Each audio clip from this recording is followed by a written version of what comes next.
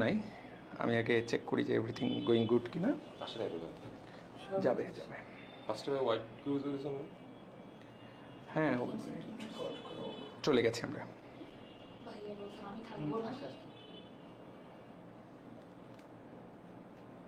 কোথায় আসছে? হোয়াইট ক্রুজতে আসছে?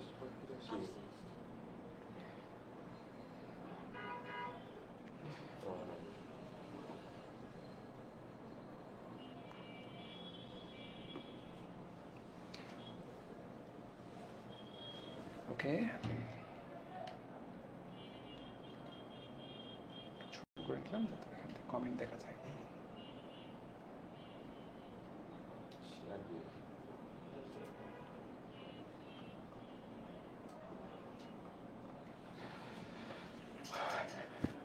রিফা দেখো তো সাউন্ড ঠিক আছে কিনা। আছে, ওটা ক্রিউ, এটা ডিডি। যাই হোক, আমাকে নাও। ওকে, আমাদের ফ্রেমটাতে আমরা চারজন আছি তো।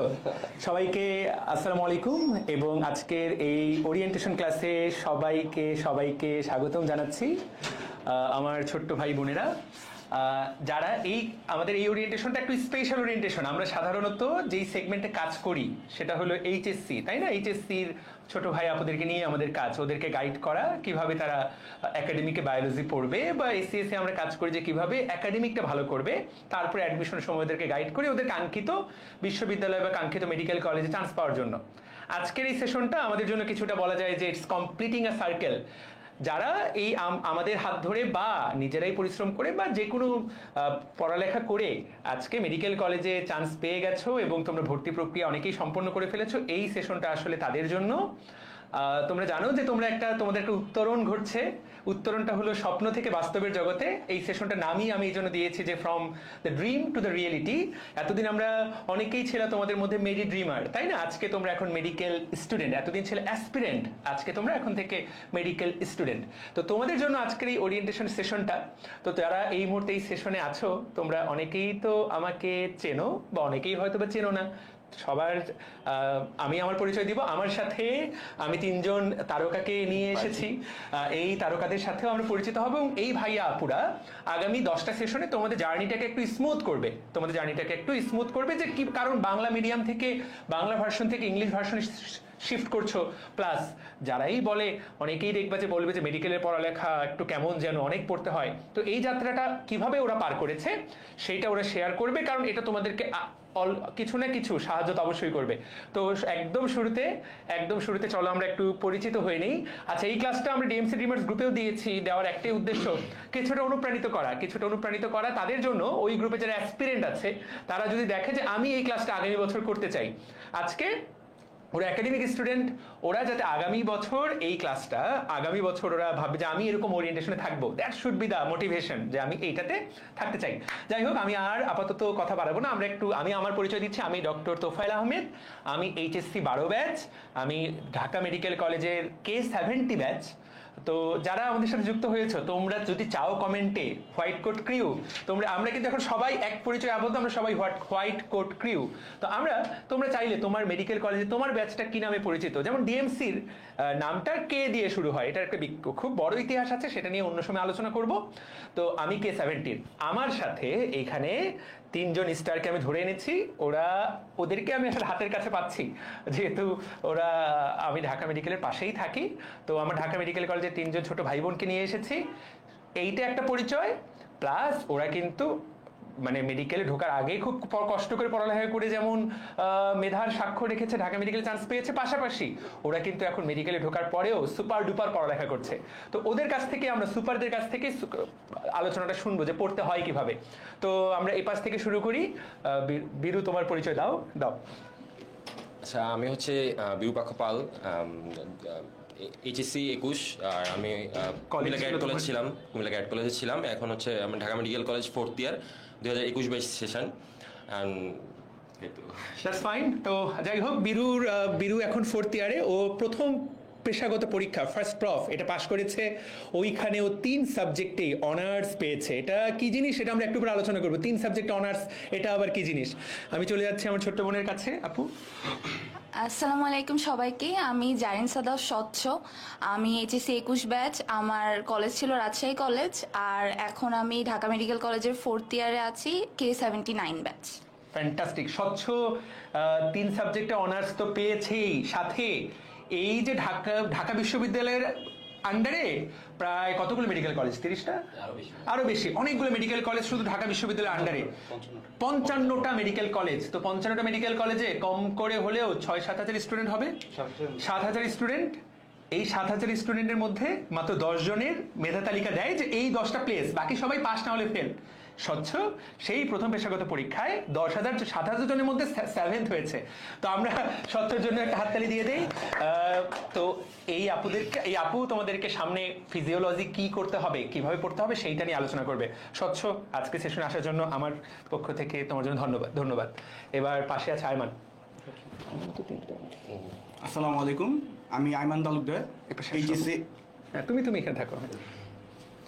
HSC 21 batch. আমার কলেজ ছিল আদমজি ক্যান্টনমেন্ট কলেজ, এখন ঢাকা মেডিকেল কলেজে 4th ইয়ারে পড়ালেখা করছি, K79 ব্যাচের আমি। ফ্যান্টাস্টিক। আয়মানও কিন্তু এই তো একদম 3 সাবজেক্টে অনার্স। এখানে যারা আছে এদের অনার্সের ভারে আমি নুবজ, মানে যতগুলো পরীক্ষা দিয়েছে সবগুলাতে 85+ পাওয়াটার নামই হলো অনার্স।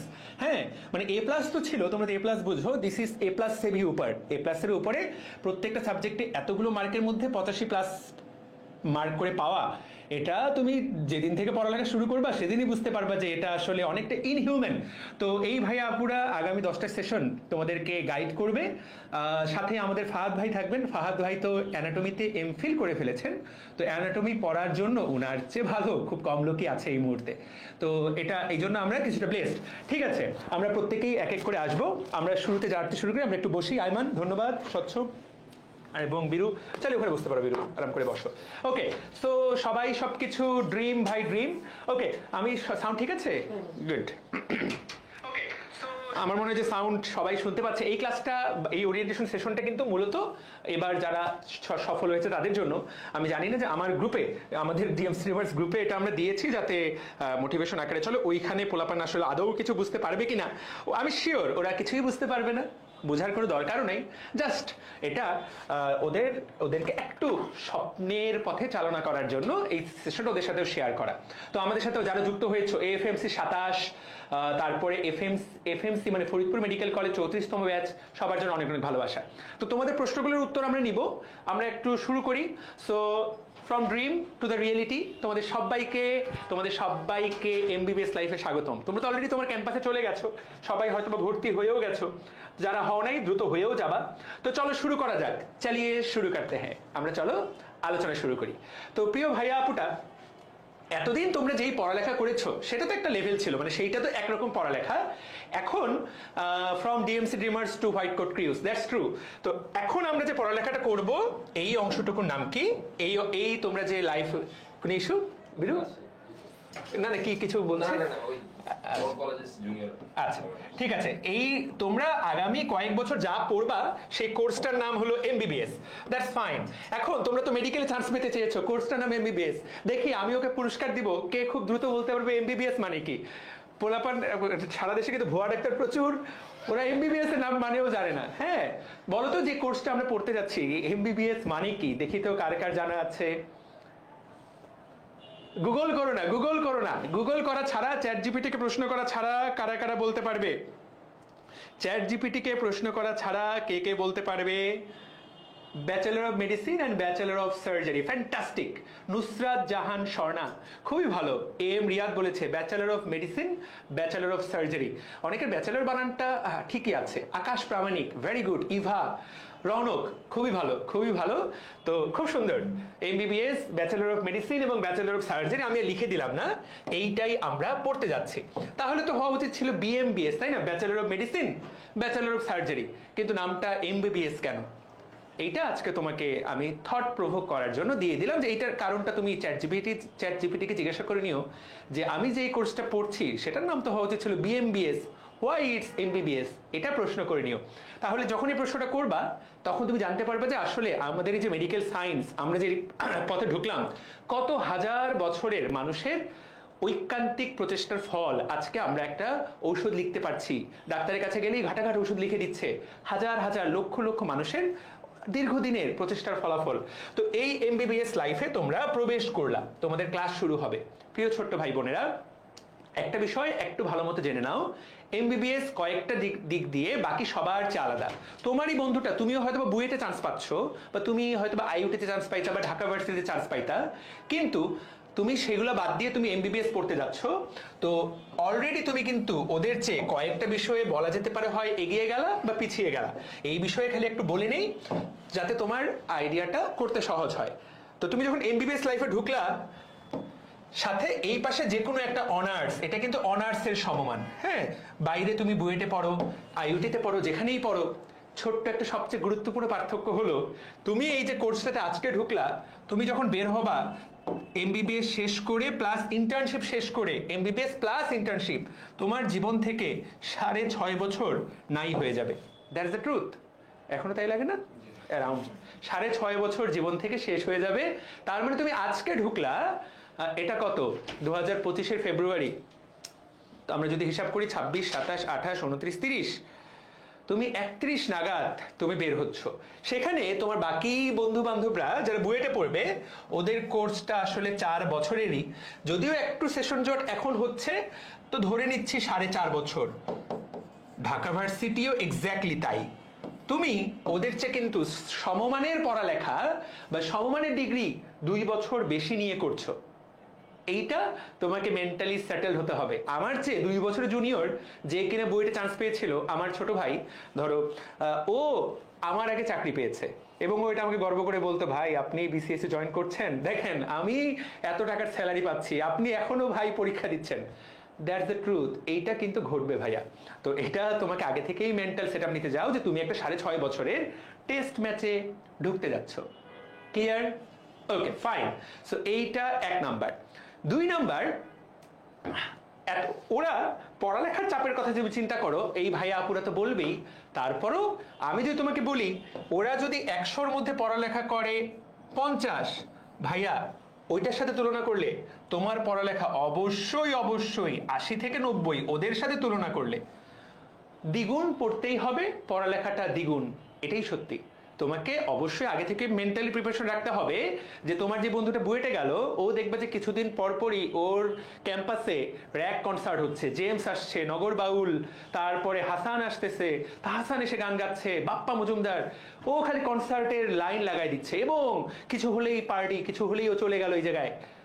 তোমার জীবনে এই আশা তুমি যদি রাখো, তাহলে তুমি ভুল জায়গায় চলে এসেছো, তুমি ভুল জায়গায় আছো এই মুহূর্তে।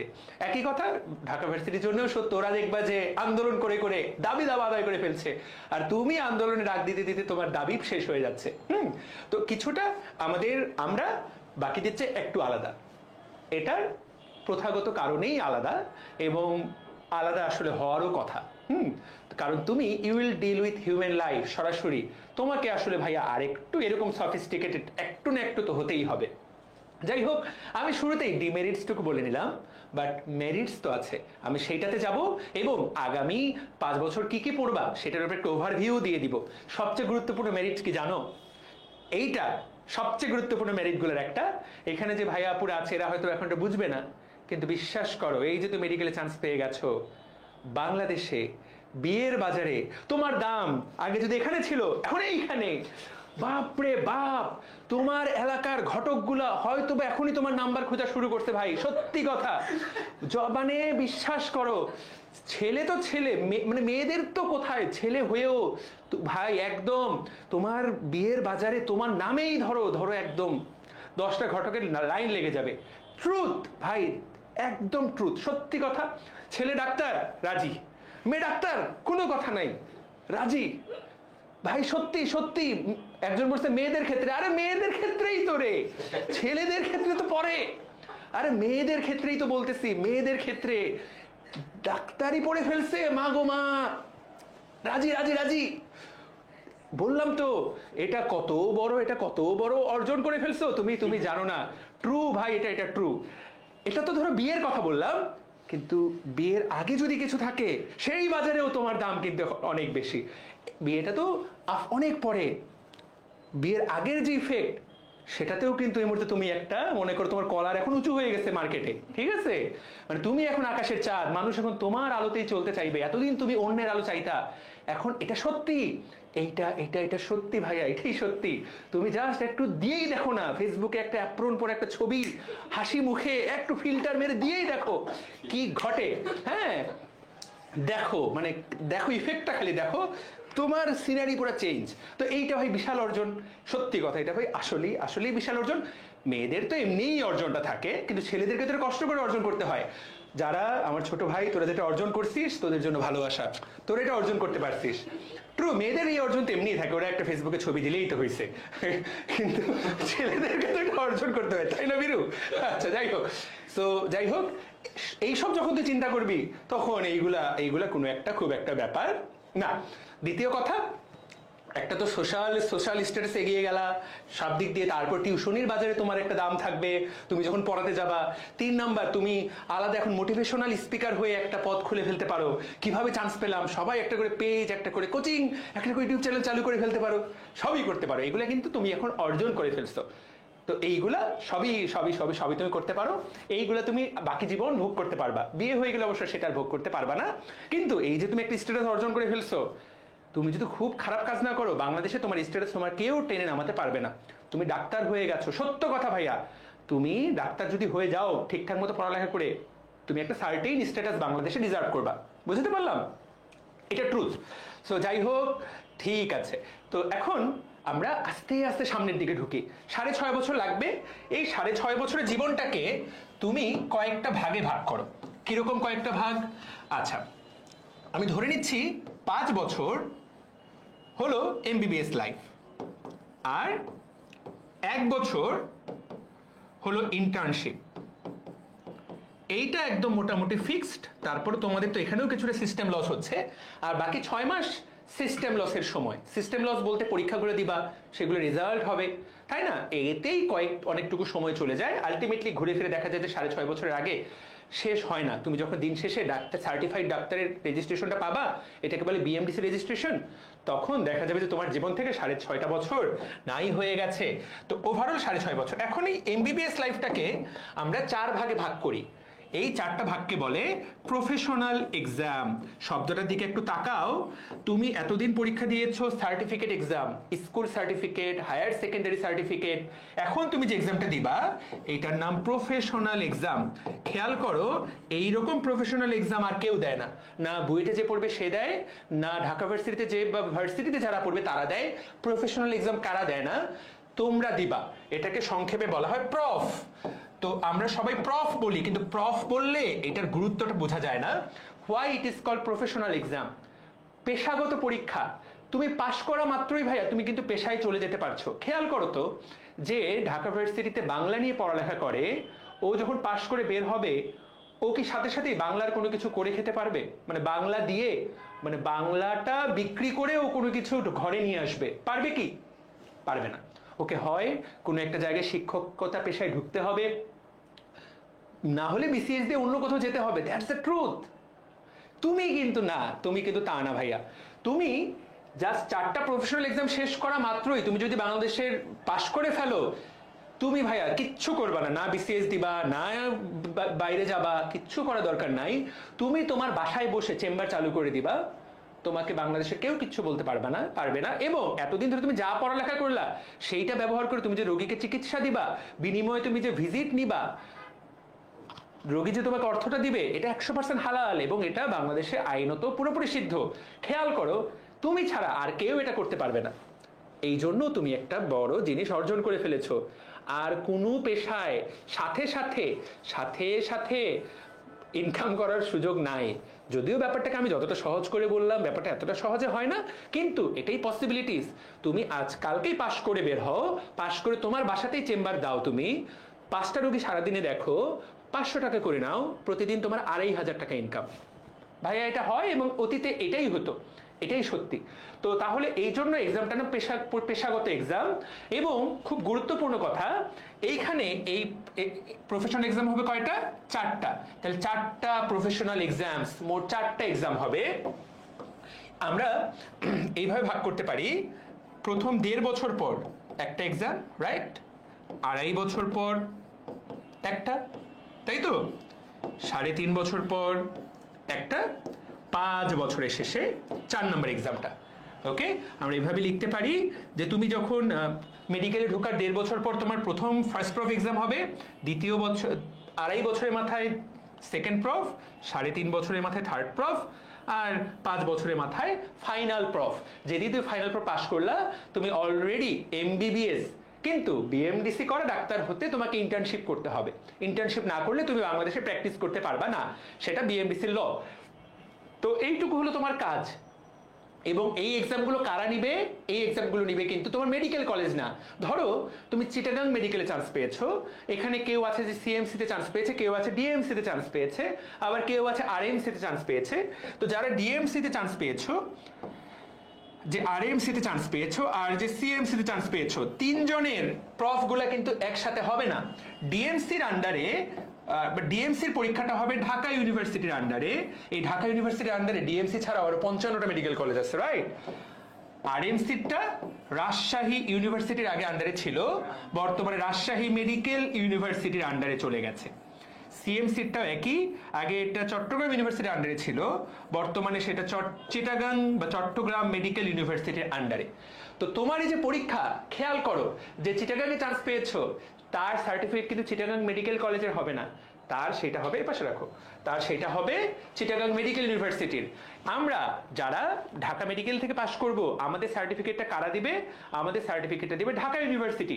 ঢাকা ইউনিভার্সিটি থেকে একটা যেই বাচ্চাটা ধরো ইতিহাসে পড়ে যেই সার্টিফিকেট পাবে, তুমি ঢাকা মেডিকেল থেকে এমবিবিএস পাশ করে একই সার্টিফিকেট পাবা। দুটো সার্টিফিকেট দেখতে হুবহু একই। বুঝাতে পেরেছি? তো এই আমি জানি না তোমরা এটা জানতা কিনা। তো সবার পরীক্ষা একসাথে হবে, এটা একটা সেন্ট্রাল পরীক্ষা, অনেকটা এসএসসি এইচএসসি পরীক্ষার মতো। ঢাকা ভার্সিটির আন্ডারে সবগুলো মেডিকেল কলেজের একসাথে এক্সাম হবে। তো এই হলো প্রফেশনাল এক্সাম। কেন প্রফেশনাল? ওই যে বললাম, আরেকটা কারণ আছে। এই যে 4টা প্রফ, বিশ্বাস করো এই 4 বছর যা শিখবা, তোমাকে বাকি জীবন সবকিছুই, অলমোস্ট সবকিছুই কাজে লাগাতে হবে। প্রথম দিন যা পড়বা, একদম প্রথম দিন, বিশ্বাস করো তুমি যতদিন ডাক্তারি করে খাবা বা ডাক্তারি করবা, এই পেশায় থাকবা, প্রত্যেকটা দিন কোনো না কোনো ভাবে এই জিনিস তোমার কাজে লাগবে। পড়লাম এবং ভুলে গেলাম, যেমন ক্লাস 6-এ আমরা কতগুলো অঙ্ক করছি, তাই না? সরল অঙ্ক, তারপরে ত্রিকোণমিতি। আজকের যুগে ত্রিকোণমিতি লাগে? মানে তোমার কি লাগে প্রতিদিনে? মানে কোনো একটা সমস্যা সলভ করতে ত্রিকোণমিতির সূত্রটা ফেলে দিলাম, cos a cos b, লাগে না। a square plus b square তোমার আমার দৈনন্দিন জীবনে লাগে না, হয়তো বা ব্যাকগ্রাউন্ডে তো সবকিছুতেই লাগে, কিন্তু আমাদের প্রতিদিন লাগে না। কিন্তু তুমি যদি ডাক্তারি করতে চাও, এই প্রথম দিন যা পড়বা অ্যানাটমি, শেষ দিন যা পড়বা সার্জারি, কোনো না কোনোভাবে তোমাকে প্রত্যেক দিনই তোমার ব্রেনের মধ্যে এটা রাখতেই হবে। সেই জন্য মেডিকেলের এই যাত্রাটা পড়লাম এবং ভুলে গেলাম, এরকম করার সুযোগ নাই। এমবিবিএস লাইফে যা পড়বা সেগুলো আবার এমবিবিএস শেষে ওগুলো আবার রিভাইজ করতে হবে, সেগুলো রিভাইজ করেই তোমাকে পরবর্তী পোস্ট গ্রাজুয়েশনে চান্স পেতে হবে। বুঝাতে পেরেছি? পড়া সব ঘুরে ফিরে একই। তো শুরু থেকেই আমাদেরকে মনোযোগ দিয়েই পড়ালেখা করতে হবে। প্রথম পড়াটা হতে হবে অনেকটুকু গভীর, যাতে ভবিষ্যতে পড়াটা ডেপথ, তোমার ভবিষ্যতে তুমি এই গভীর পড়া থেকে কাজে লাগাতে পারো। কথা ক্লিয়ার? একদিন পড়লে পরের দিন ভুলে যাই, এই সিস্টেম অটোমেটিক চেঞ্জ হয়ে যাবে। এবং এখানে পড়াগুলো তো আচ্ছা, আরেকটা বিষয়, এতদিন আমরা যা পড়তাম সেটার সাথে বাস্তব দুনিয়ার কোনো কানেকশন থাকতো না। এখন তুমি মেডিকেল যেই ফিল্ডে চলে আসছো, যেমন ধরো সাহিত্য, বাংলা সাহিত্য পড়লা, বইয়ের পাতায় পাতায় থেকে গেল, এই কবিতাটা কতই না সুন্দর, রাশি রাশি ভাড়া ভাড়া ধান কাটা হলো সারা। ঠিক আছে, কবিতার উচ্চ মার্গীয় কবিতা, বাস্তব অ্যাপ্লিকেশন নাই। এইখানে যা পড়বা প্রত্যেকটা পড়ার অলমোস্ট বাস্তব অ্যাপ্লিকেশন আছে। তুমি ঔষধটা নিয়ে পড়বা, পরের দিন রোগীকে ঔষধটা দিবা, ধরো ওই রোগীটার প্রস্রাব হচ্ছে না, তুমি তাকে প্রস্রাবের ঔষধ দিয়ে দিলে যাতে প্রস্রাব হয়, দিলা, ইফেক্ট দেখতে পাবা। এই জিনিস ভোলার কোনো সুযোগ নাই। বুঝতে পেরেছি? তো আমরা আস্তে আস্তে সামনের দিকে আগাবো। আমরা আজকে ওভারভিউ দিব, একটা সামনে ওভারভিউ দিব। আপাতত আমরা প্রথম প্রফেশনাল এক্সামে আলোচনায় চলে যাই। একদম চলো শুরু করে ফেলি। তাহলে কি বললাম, মেডিকেলে 4টা proof, first proof, second proof, third proof, fourth proof, এগুলোকে তুমি ফেজ হিসাবেও বলতে পারো। ঠিক আছে, আচ্ছা আমরা এক এক করে চলে যাই, ফার্স্ট প্রফে চলে যাই। ওকে, ফার্স্ট প্রফ তোমাদের যেইটা দিয়ে শুরু হবে, তোমাদের যেটা দিয়ে শুরু হবে, তোমাদের পড়ালেখা যেটা দিয়ে শুরু হবে, ফার্স্ট প্রফ। এই প্রফে তোমরা 3টা সাবজেক্ট পড়বা, অ্যানাটমি, ফিজিওলজি এবং বায়োকেমিস্ট্রি। সাবজেক্ট 3টার নাম হয়তো তোমরা অলরেডি সবাই জানো যারা মেডিকেলে চান্স পেয়ে গেছো। অ্যানাটমি, দেখো এখানে ছবি দেওয়া আছে, যেখানে আমরা মূলত টমি মানে গঠন, শরীরের গঠন নিয়ে পড়ালেখা করব। এটা চলন এবং অঙ্গচালনা চ্যাপ্টারটা পড়ে ফেলছো না? সেইটা। রক্ত চ্যাপ্টারে হার্টের গঠন পড়েছো না? হার্টের ওই যে গঠন, এপিকার্ডিয়াম, মায়োকার্ডিয়াম, এন্ডোকার্ডিয়াম, চারপাশে পেরিকার্ডিয়াম, ওইটাই অ্যানাটমি, ওইটাই শুরুতে এখন গিয়ে পড়বা। ঠিক আছে, তারপর ওই যে বাহুরস্থি টাহুরস্থি পড়ছো, বা প্রত্যেকটা মানব দেহের প্রত্যেকটা চ্যাপ্টারের শুরুতে যে বর্ণনা থাকে, গাঠনিক বর্ণনা, ওইটারই এখন প্রত্যেকটার গভীরে যাবা।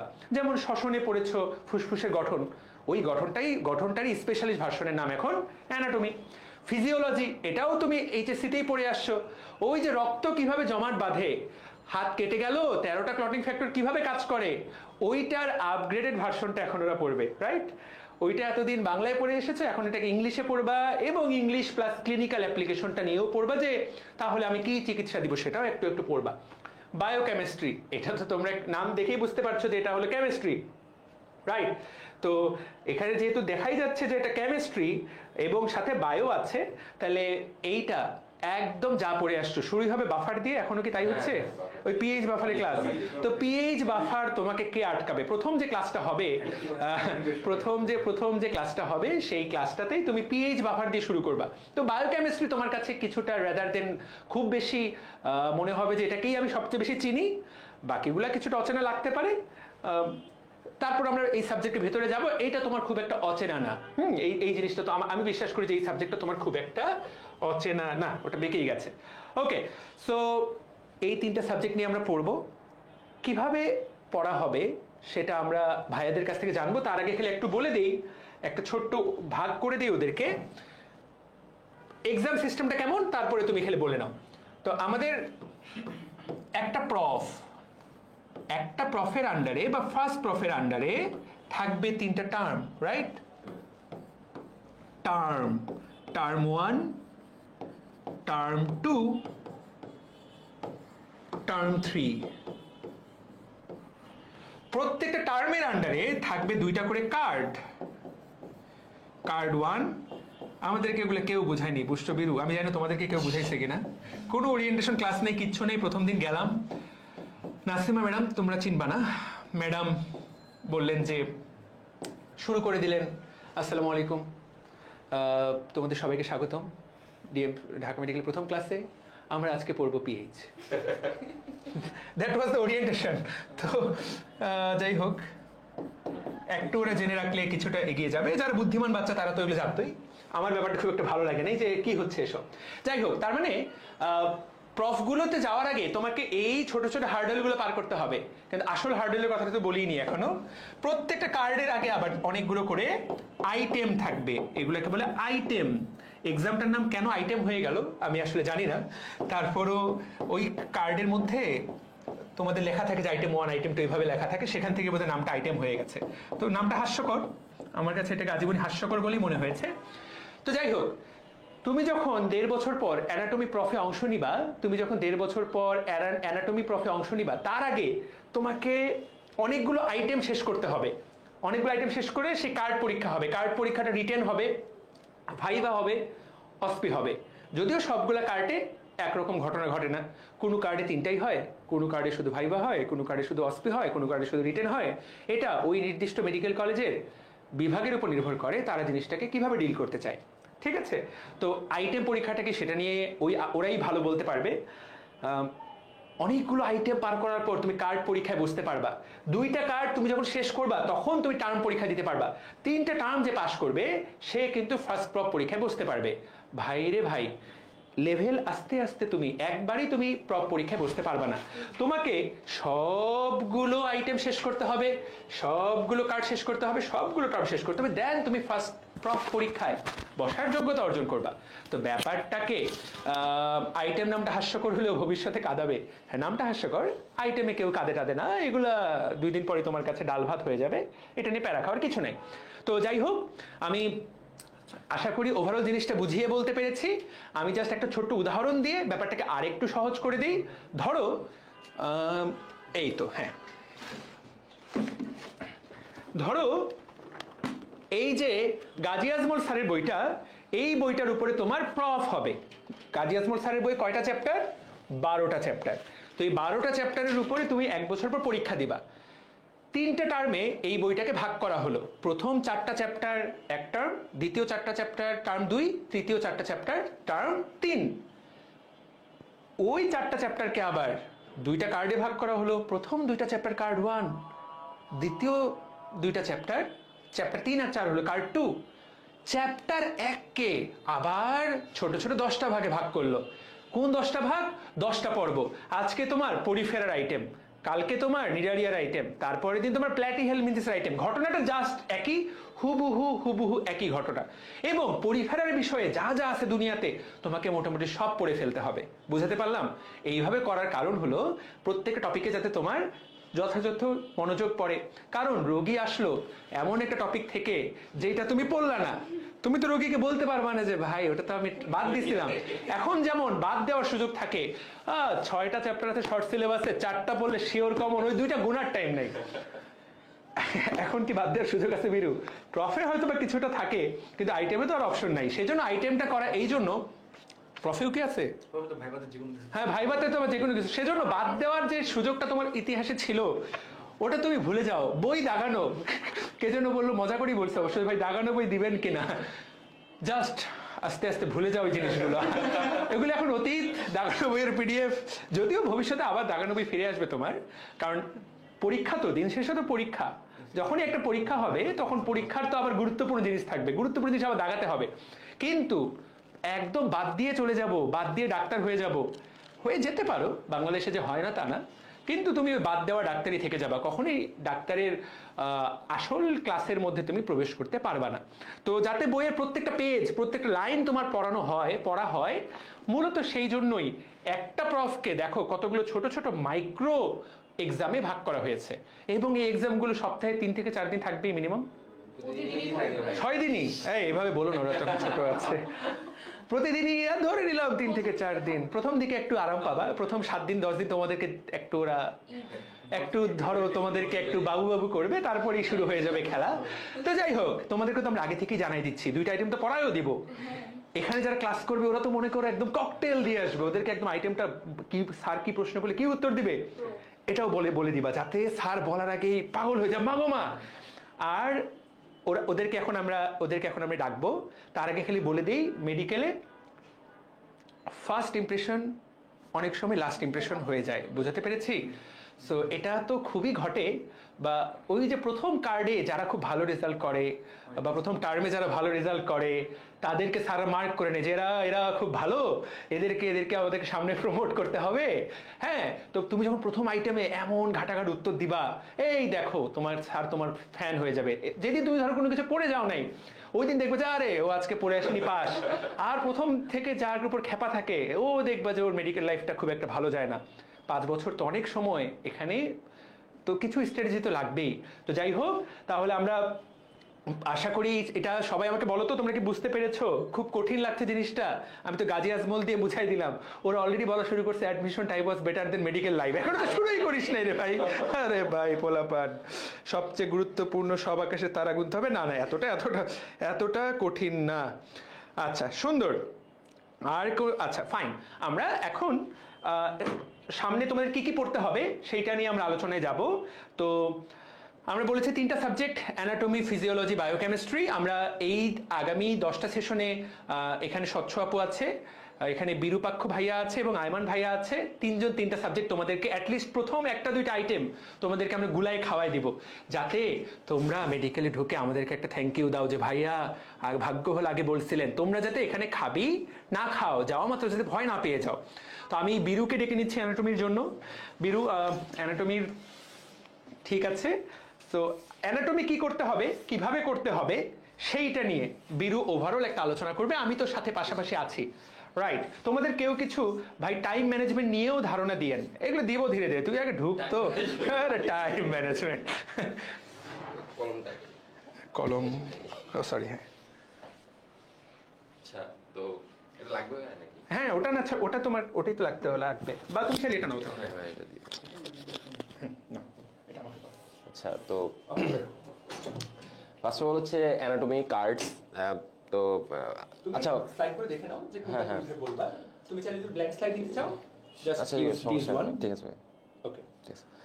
তো ফার্স্ট অফ অল হচ্ছে অ্যানাটমিক কার্ডস। তো কার্ডের মধ্যে হচ্ছে ভাইয়া তো বলেই দিছে যে টার্ম থাকবে 3টা, আর 3টার মধ্যে হচ্ছে তোমার 2টা করে সবগুলো কার্ডস থাকবে। তো ফার্স্ট অফ অল আমরা দেখতে পাচ্ছি যে হচ্ছে মেনলি থোরাস কার্ড নিয়ে আলোচনা। এখন থোরাস কার্ড হচ্ছে যে তোমার এখানে থোরাসিক ক্যাভিটি আমাদের, বা হচ্ছে তোমার রেসপিরেটরি সিস্টেম, প্লাস হচ্ছে হার্ট, লাংস, ভাইয়া বলছিল যে হার্টের কথাটা, তারপর যে চেস্ট ওয়াল স্ট্রাকচারস যা কিছু আছে, প্লাস কিছু ভেসেলস, নার্ভস, এগুলো সম্পর্কে তোমার ধারণা থাকতে হবে। এখন মেইনলি এখানে যে ফোকাসটা আসে বা মেইন যে থোরাক্সের দেখা যায় যে মেইনলি সবাই হার্ট আইটেম নিয়ে অনেক বেশি মানে সিরিয়াস থাকে। ফার্স্টে গেলেই হার্ট আইটেম নিয়ে অনেক বেশি একটা আলোচনা সমালোচনা পড়ে যায়। তো আসলে হার্ট আইটেম আমার কাছে যা মনে হয় যে হার্ট আইটেম একটু বড়, ঠিক আছে, লেন্দি, বাট হার্ট আইটেমটা পড়তে তোমার মজা লাগবে, কারণ 9, 10 বা 11, 12 যে বেসিকটা থাকে ওইটা থেকে মোটামুটি অনেক কিছুই কভার হয়ে যায়। প্লাস এক্সট্রা কিছু তো অবশ্যই থাকবে যেহেতু তুমি মেডিকেলে পড়তে আসছো। সেক্ষেত্রে হচ্ছে তোমার দেখা যায় যে হার্ট যেটা আছে, তো হার্ট দেখা যায় যে হার্ট মেনলি দেখা যায় অনেক বড়, প্লাস একটু টাফ মন হতে পারে, বাট হচ্ছে গিয়ে দেখা যায় যে আলটিমেটলি সোজাই লাগে। আর তারপর হচ্ছে থোরাসিক ক্যাভিটি, লাংস। আর লাংস যে টপিকগুলো আছে মেনলি এখানে ভিসেরা থাকে। তো ভিসেরা রিলেটেড যেই আইটেমগুলো থাকে বা ভিসেরা রিলেটেড যে টপিকসগুলো থাকে ওগুলো হচ্ছে একটু ভালো মতো পড়তে হয়, কারণ দেখা যায় যে অবশ্যই এখন আমাদের থেকে যে প্রফ সিস্টেমটা চালু হয়েছে, ভিসেরা হচ্ছে, ভিসেরা মানে হচ্ছে অর্গান, ঠিক আছে, যে অর্গানটা নিয়ে তুমি পড়ালেখা করবা সেই অর্গানটা আসলেই তোমার মেডিকেল কলেজে একটা মানে ডেমো হিসেবে থাকবে, ওইটাকেই ভিসেরা বলা হয়, ঠিক আছে। আর যে কথা হচ্ছে সেটা হচ্ছে কি আগে এক সময় দেখা যেত প্রফ ভাইভাতেও ভিসেরা নিয়ে তোমার ভাইভা দেওয়া লাগতো, কিন্তু এখন আমাদের থেকে যে সিস্টেমটা চালু হয়েছে প্রফের, সেখানে কার্ড সিস্টেম থাকে, ভিসেরা থাকে না। তো এই একটা সুবিধা, যেহেতু মানে অ্যানাটমিক্যাল যে পয়েন্টসগুলো এখন আর ওইভাবে বলা লাগে না, জাস্ট হচ্ছে গিয়ে নর্মাল ভিসেরা নিয়ে আলোচনা বা ভিসেরা থেকে যে কোশ্চেনটা থাকে ওইটা অ্যান্সার করলেই হয়। এখন আর অ্যানাটমিক্যাল পয়েন্টস ওইভাবে দেখানো লাগে না। তো এটা একটা সুবিধা বলতে পারো, কিন্তু দেখা যায় যে আইটেমের জন্য সেই ম্যাডাম বা স্যার আসলে পড়া তো লাগেই, ভিসেরাটা দেখে দেখেই পড়া লাগে, না হলে হচ্ছে তুমি ভালো মতো সেই পারবা না। আর থোরাসিক ক্যাভিটি, চেস্টওয়াল, এগুলা হচ্ছে গিয়ে ওই যে স্টারনাম, তারপর রিবস, তারপর যে থোরাসিক ভার্টিব্রা, লাম্বার ভার্টিব্রা, এগুলো নিয়ে আসলে ভাই এগুলা নিয়ে আলোচনা। তারপর হচ্ছে আসবে সুপিরিয়র এক্সট্রিমিটি। আচ্ছা, তারপর থোরাসের পর সুপিরিয়র এক্সট্রিমিটি দেখা যায় যে সুপিরিয়র এক্সট্রিমিটি একটু সোজা কার্ড। এখন এখানে হচ্ছে যে মেনলি শোল্ডার, আর্ম, তারপর যে মানে হচ্ছে হাত নিয়ে আলোচনা আর কি, ঠিক আছে। সুপিরিয়র মানে হ্যাঁ, এই তো বাংলায় যে উপরে যে আমাদের মানে হাত নিয়ে আলোচনা মেনলি। তুমি যে শুরু করছো বিরু, ওটা আবার ধীরে কেটে দাও, এটা ডিটেক্ট দাও। শোনো, ওর কথা শুনে তোমরা ভয় পেও না, এই বাস্তবতা। কি শুরু করছো তুমি, সব কি বলতেছো এগুলা? শোনো, এগুলা নিয়ে ভয় পাওয়ার কিছু নাই। ও অ্যানাটমিতে 6টা কার্ড, ওইটা ব্যাখ্যা করছে, ও কয়েকটা টার্ম ইংলিশে বলছে। তো একটা ও বলে অ্যানাটমিক্যাল পয়েন্ট, এগুলো সবাই বুঝতে পারছে। অ্যানাটমিক্যাল পয়েন্ট বলতে ধরো এই যে মগটা, এই মগটা কেমন এবং বডিতে এটা কিভাবে থাকে সেটাই তো, তাই না? মানে বডিতে কিভাবে থাকে অ্যানাটমিক্যাল পয়েন্ট হার্টের গুলো কি কি ছিল, মানে একটা বলো তো। শুধু অ্যানাটমিক বডিতে এটা কিভাবে থাকে, যেমন এই মগটা তোমার, তুমি যখন টেবিলে রাখো তুমি কিভাবে রাখো, তুমি তো নিশ্চয়ই এভাবেই রাখো, এমনি উল্টায় তো আর রাখো না।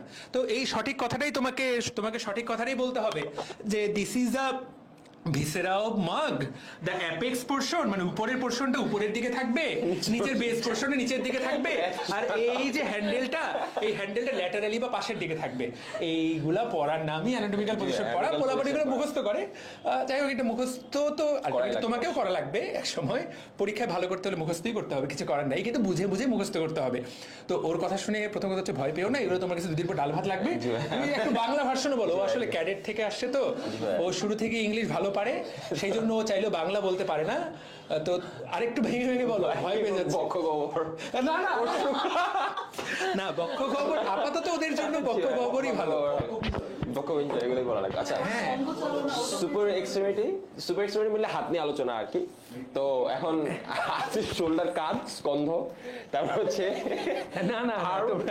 টার্ম আর হচ্ছে কি অ্যানাটমি। মেইনলি হচ্ছে হাতটা নিয়ে আলোচনা, কিন্তু কথা হচ্ছে দেখা যায় যে হাত মানে এখানে যে জিনিসটা বেশি ইম্পর্টেন্ট সেখানে হচ্ছে ভিসেরা দেখে দেখে তোমার হচ্ছে মানে ভিসেরা মানে হচ্ছে হাতের একটা কাটা অংশ থাকবে, আসলেই হাতের একটা কাটা অংশ থাকে, কাটা হাত থাকে। আর কাটা হাত থেকে তোমার হচ্ছে গিয়ে দেখা যাবে যে নার্ভ, ঠিক আছে, স্নায়ুগুলো ভালো মতো পড়তে হবে, প্লাস হচ্ছে গিয়ে তোমার আর্টারি, ভেইন মানে হচ্ছে ধমনী, শিরা, এগুলো সম্পর্কে একটু ভালো মতো জ্ঞান রাখতে হবে, ঠিক আছে। মানে উপরে দেখো তোমার কথা শুনেই বলে দিছে এই ভাইটা নিশ্চয়ই টপার। তারপর হচ্ছে অ্যাবডোমেন। অ্যাবডোমেনে হচ্ছে গিয়ে মেইনলি আচ্ছা অ্যাবডোমেন নিয়ে একটু আলোচনা, আচ্ছা ভাই বলবো যে অ্যাবডোমেনটা একটু কঠিন। হ্যাঁ বলো। অ্যাবডোমেনটা হচ্ছে একটু সবচেয়ে অ্যাবডোমেনটা হচ্ছে মেইনলি অ্যাবডোমেন আসলে থোরাক্স, সুপিরিয়র এক্সট্রিমিটি যেটাকে সুপ্রেক্স বলে মেডিকেলে। তারপর অ্যাবডোমেন আস্তে আস্তে তোমার দেখা যাবে যে মানে অত দিনে সয়ে গেছে বা হচ্ছে তোমার মানে তুমি রেজিস্ট্যান্ট হয়ে যাবে আর কি, মেইনলি অ্যাডাপ্টেশন হয়ে যাবে। তো অ্যাবডোমেন হচ্ছে মেইনলি আমাদের যে মানে কি বলে এটা কি গহ্বর জানি, abdominal cavity, abdominal cavity Bangla peritoneal গহ্বর বলো আপাতত। কি জানি, আচ্ছা যাই হোক উদর গহ্বর তো উদর গহ্বর নিয়ে আলোচনা। উদর গহ্বরে যত ধরনের অর্গানস থাকে বা হচ্ছে যত ধরনের মেইনলি ভিসেরা আর কি, তোমরা যেটাকে লিভার থাকে, ঠিক আছে, লিভার হচ্ছে যকৃত, ঠিক আছে, লিভার, তারপর কিডনি, ঠিক আছে, বৃক্ক, এগুলো নিয়ে আলোচনা। তো এখন লিভার, কিডনি আসলে মেইনলি হচ্ছে দেখা যায় যে অ্যাবডোমেন যখন পড়তে যাও অ্যাবডোমেনটা একটু ভালো মতো জানা লাগে, কারণ হচ্ছে কি অ্যাবডোমেন থেকে অ্যাবডোমেনকে বলা হয় ম্যাজিক বক্স। হ্যাঁ, ম্যাজিক বক্স, কারণ দেখা যায় যে তোমার বডিতে যত ধরনের রোগ, তারপর যে যত ধরনের মিস্ট্রি বক্স, যত ধরনের রোগ বা হচ্ছে তোমার রোগ বালাই সবকিছুই দেখা যায় যে মানে অরিজিনটা মোস্ট অফ দ্য কেসে এই অ্যাবডোমেন থেকেই হয়। তার কারণে অ্যাবডোমেনটা একটু ভালো মতো পড়তে হয়। প্লাস যে অর্গানগুলো আছে এগুলো খুবই খুবই ইম্পর্টেন্ট, কারণ দেখা যায় যে আমাদের যকৃত আমরা পড়ছি যে প্রায় 500 প্লাস মেটাবলিক প্রসেস বা মেটাবলিক রিঅ্যাকশন এখানে হয়, তাহলে আমরা বুঝতে পারতেছি যে কত ইম্পর্টেন্ট একটা অর্গান বা ভিসেরা এটা, ঠিক আছে। এছাড়াও কিডনি খুবই ইম্পর্টেন্ট, কারণ দেখা যায় বডিতে যত ধরনের ফ্লুইড, ব্লাড আছে সবকিছু এখানে গিয়ে প্রসেস হয়। সো এগুলো সম্পর্কে আমাদের ভালো মতো এখানে একটা জ্ঞান রাখতে হবে। আর ভেসেলস প্লাস নার্ভস মানে হচ্ছে তোমার ওই যে শিরা, ধমনী প্লাস হচ্ছে স্নায়ু, এগুলো সম্পর্কে তো অবশ্যই ভালো মতো পড়তেই হবে, ঠিক আছে। তো আচ্ছা ফার্স্টে বলে রাখি, অনেক সময় দেখা যায় যে অনেকে এইগুলা অর্গানগুলো ভিসেরাগুলো পড়ার সময় যে তোমার স্নায়ু, ঠিক আছে, তারপর হচ্ছে গিয়ে তোমার ধমনী, শিরা, এগুলো অনেক সময় অনেকে স্কিপ করে, ঠিক আছে। কিন্তু দেখা যায় যে এখন মডার্ন সিস্টেমে যে এক্সামটা হয় কার্ড সিস্টেমে, ওখানে তো ভিসেরা নাই, তো এখানে কিন্তু অনেক বেশি পরিমাণে এই তোমার ভিসেরার যে ভেসেলস, তারপর নার্ভস, এগুলো অনেক বেশি পরিমাণে অ্যাড করে, ইভেন তোমার লিম্ফেটিক সিস্টেমটাও অ্যাড করে, ঠিক আছে, লিম্ফেটিক সিস্টেম যে এটা আর কি। তো দেখা যায় যে এই জন্য এখন মানে শুরু থেকে এগুলো পড়া ভালো, ঠিক আছে, কারণ প্রফকে টার্গেট রেখেই পড়াটা আর কি ভালো। আর তারপর আসে হচ্ছে গিয়ে ইনফেরিয়র এক্সট্রিমিটি। তো সেকেন্ড টার্মের একটা স্বস্তি হচ্ছে ইনফেরিয়র এক্সট্রিমিটি, কারণ এটা অনেক ছোট। তোমার অ্যাবডোমেনের পর যখন ইনফেরিয়র এক্সট্রিমিটি আসবে অনেক মানে ভালো লাগবে যে মানে অনেক ছোট, প্লাস বেশি দিনও সময় লাগে না।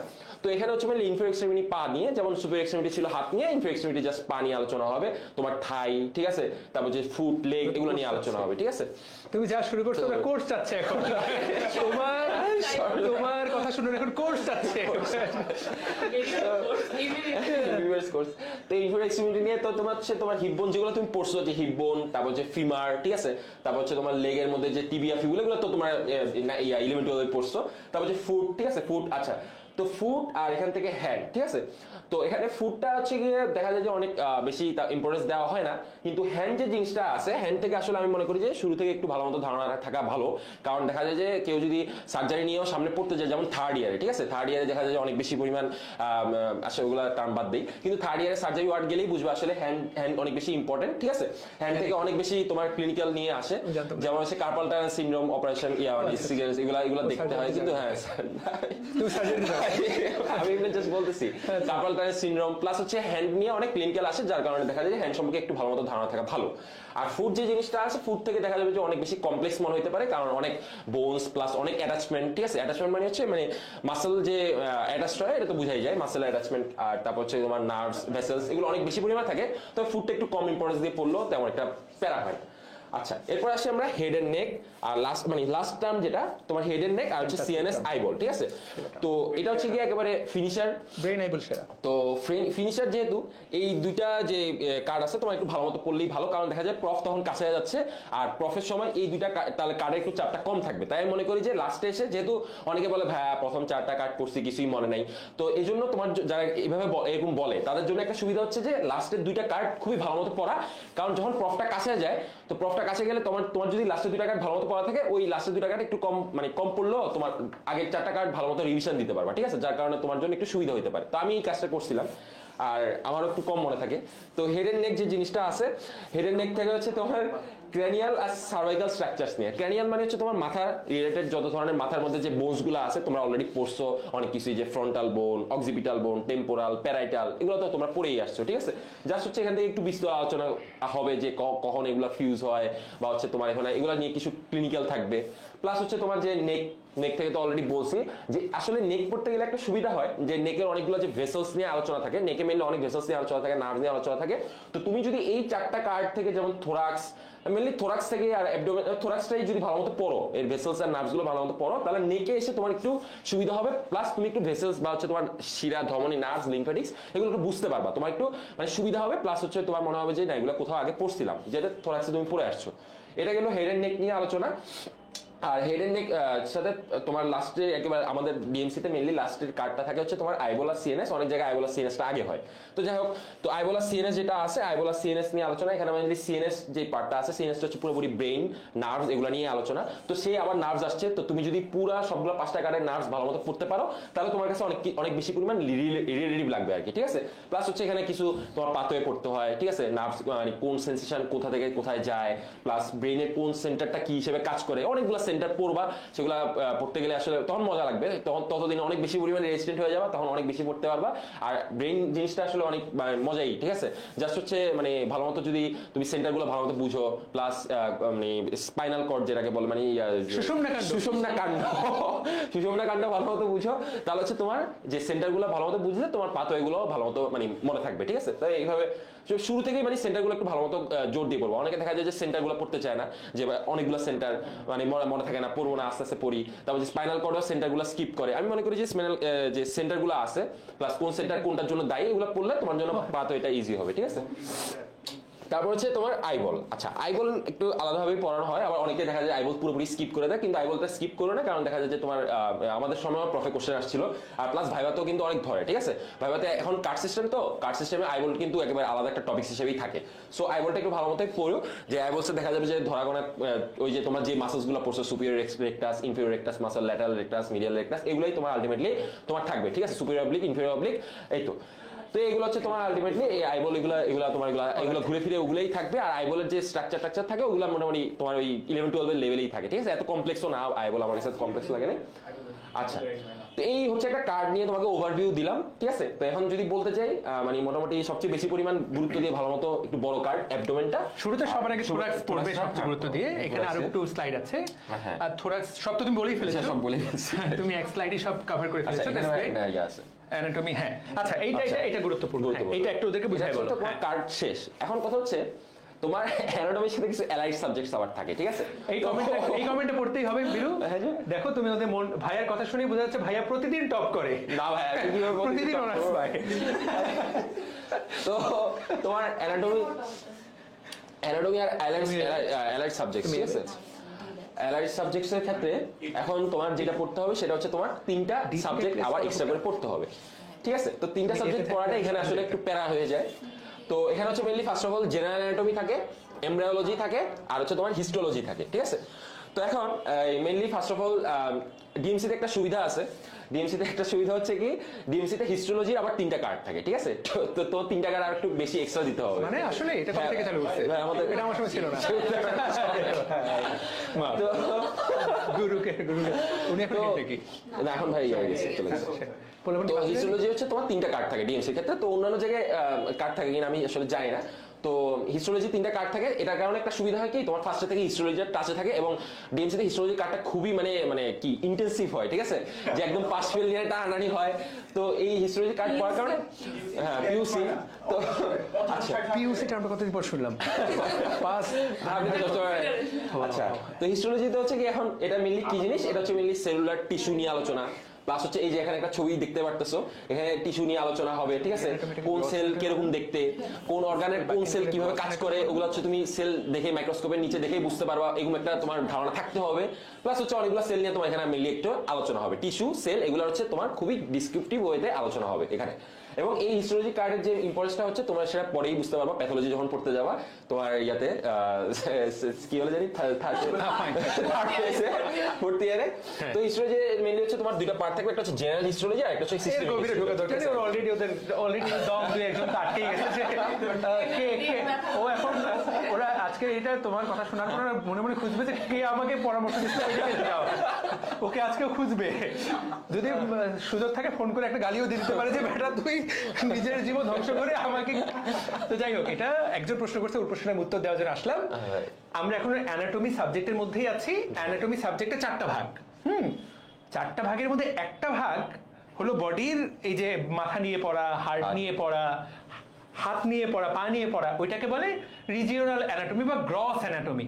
ওই গ্রস অ্যানাটমিটাই আসলে অ্যানাটমির 80%। বাকি 20% এই তিনটা, এদের মধ্যে এই তিনজনের মধ্যে সবচেয়ে পাওয়ারফুল হিস্টোলজি, মানে পাওয়ারফুল বলতে এটা তোমার পড়তে সবচেয়ে বেশি, সবচেয়ে র্যাঙ্কে সবচেয়ে উপরে, কিন্তু একে তো এই সবচেয়ে পড়তে সবচেয়ে বিরক্ত লাগবে তোমার কাছে। তারপর এমব্রায়োলজি, যেটা তোমরা অলরেডি মানব জীবনের ধারাবাহিকতা চ্যাপ্টারে পড়ে এসেছো, বিশেষ করে ওই যে কোন সপ্তাহে কি তৈরি হয়, 6ষ্ঠ সপ্তাহে হৃদস্পন্দন, 12 সপ্তাহে এই, 20 সপ্তাহে এইটারই আসল ভার্সনটা তোমরা এখন এইখানে পড়বা। সবচেয়ে এখানে যেটাকে কেউ কাউন্ট করে না সেটার নাম হলো জেনারেল অ্যানাটমি। এইটা যে একটা সাবজেক্ট আছে, আমার মনে হয় কিছু কিছু পোলাপাত পরীক্ষার আগে যায় না, পরীক্ষার আগে গিয়ে জানতে পারে যে there is a subject called general anatomy, এবং এইটার একটা বই থাকে, এটার কিছু প্রশ্ন আসে। হ্যাঁ, কেউ তো এটা পড়ে, ওটা সবাই তো আলটিমেটলি পরে জেনারেল হয়ে যায়।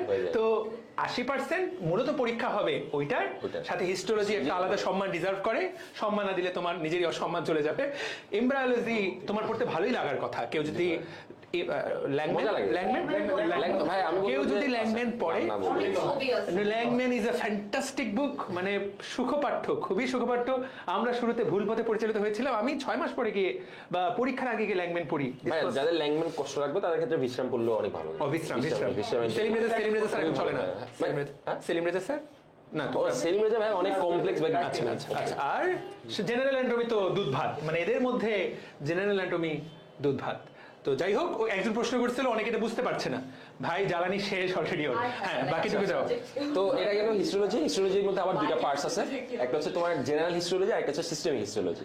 এখন জেনারেল হিস্টোলজি হচ্ছে তোমার ওই বিশ্ব আলোচনা, সেল, টিস্যু এগুলো নিয়ে আলোচনা। আর সিস্টেমিক হচ্ছে তোমার মেনলি ওই যে কার্ডগুলো পড়ে আসছো, তোমার কার্ড অনুযায়ী তোমার হচ্ছে বিভিন্ন। ওর প্রশ্নের উত্তর দাও। প্রথম প্রফে 95 পেলে সমস্যা হবে কিনা? 95% মার্ক সমস্যা হবে, মজা করতেছে মনে হয়।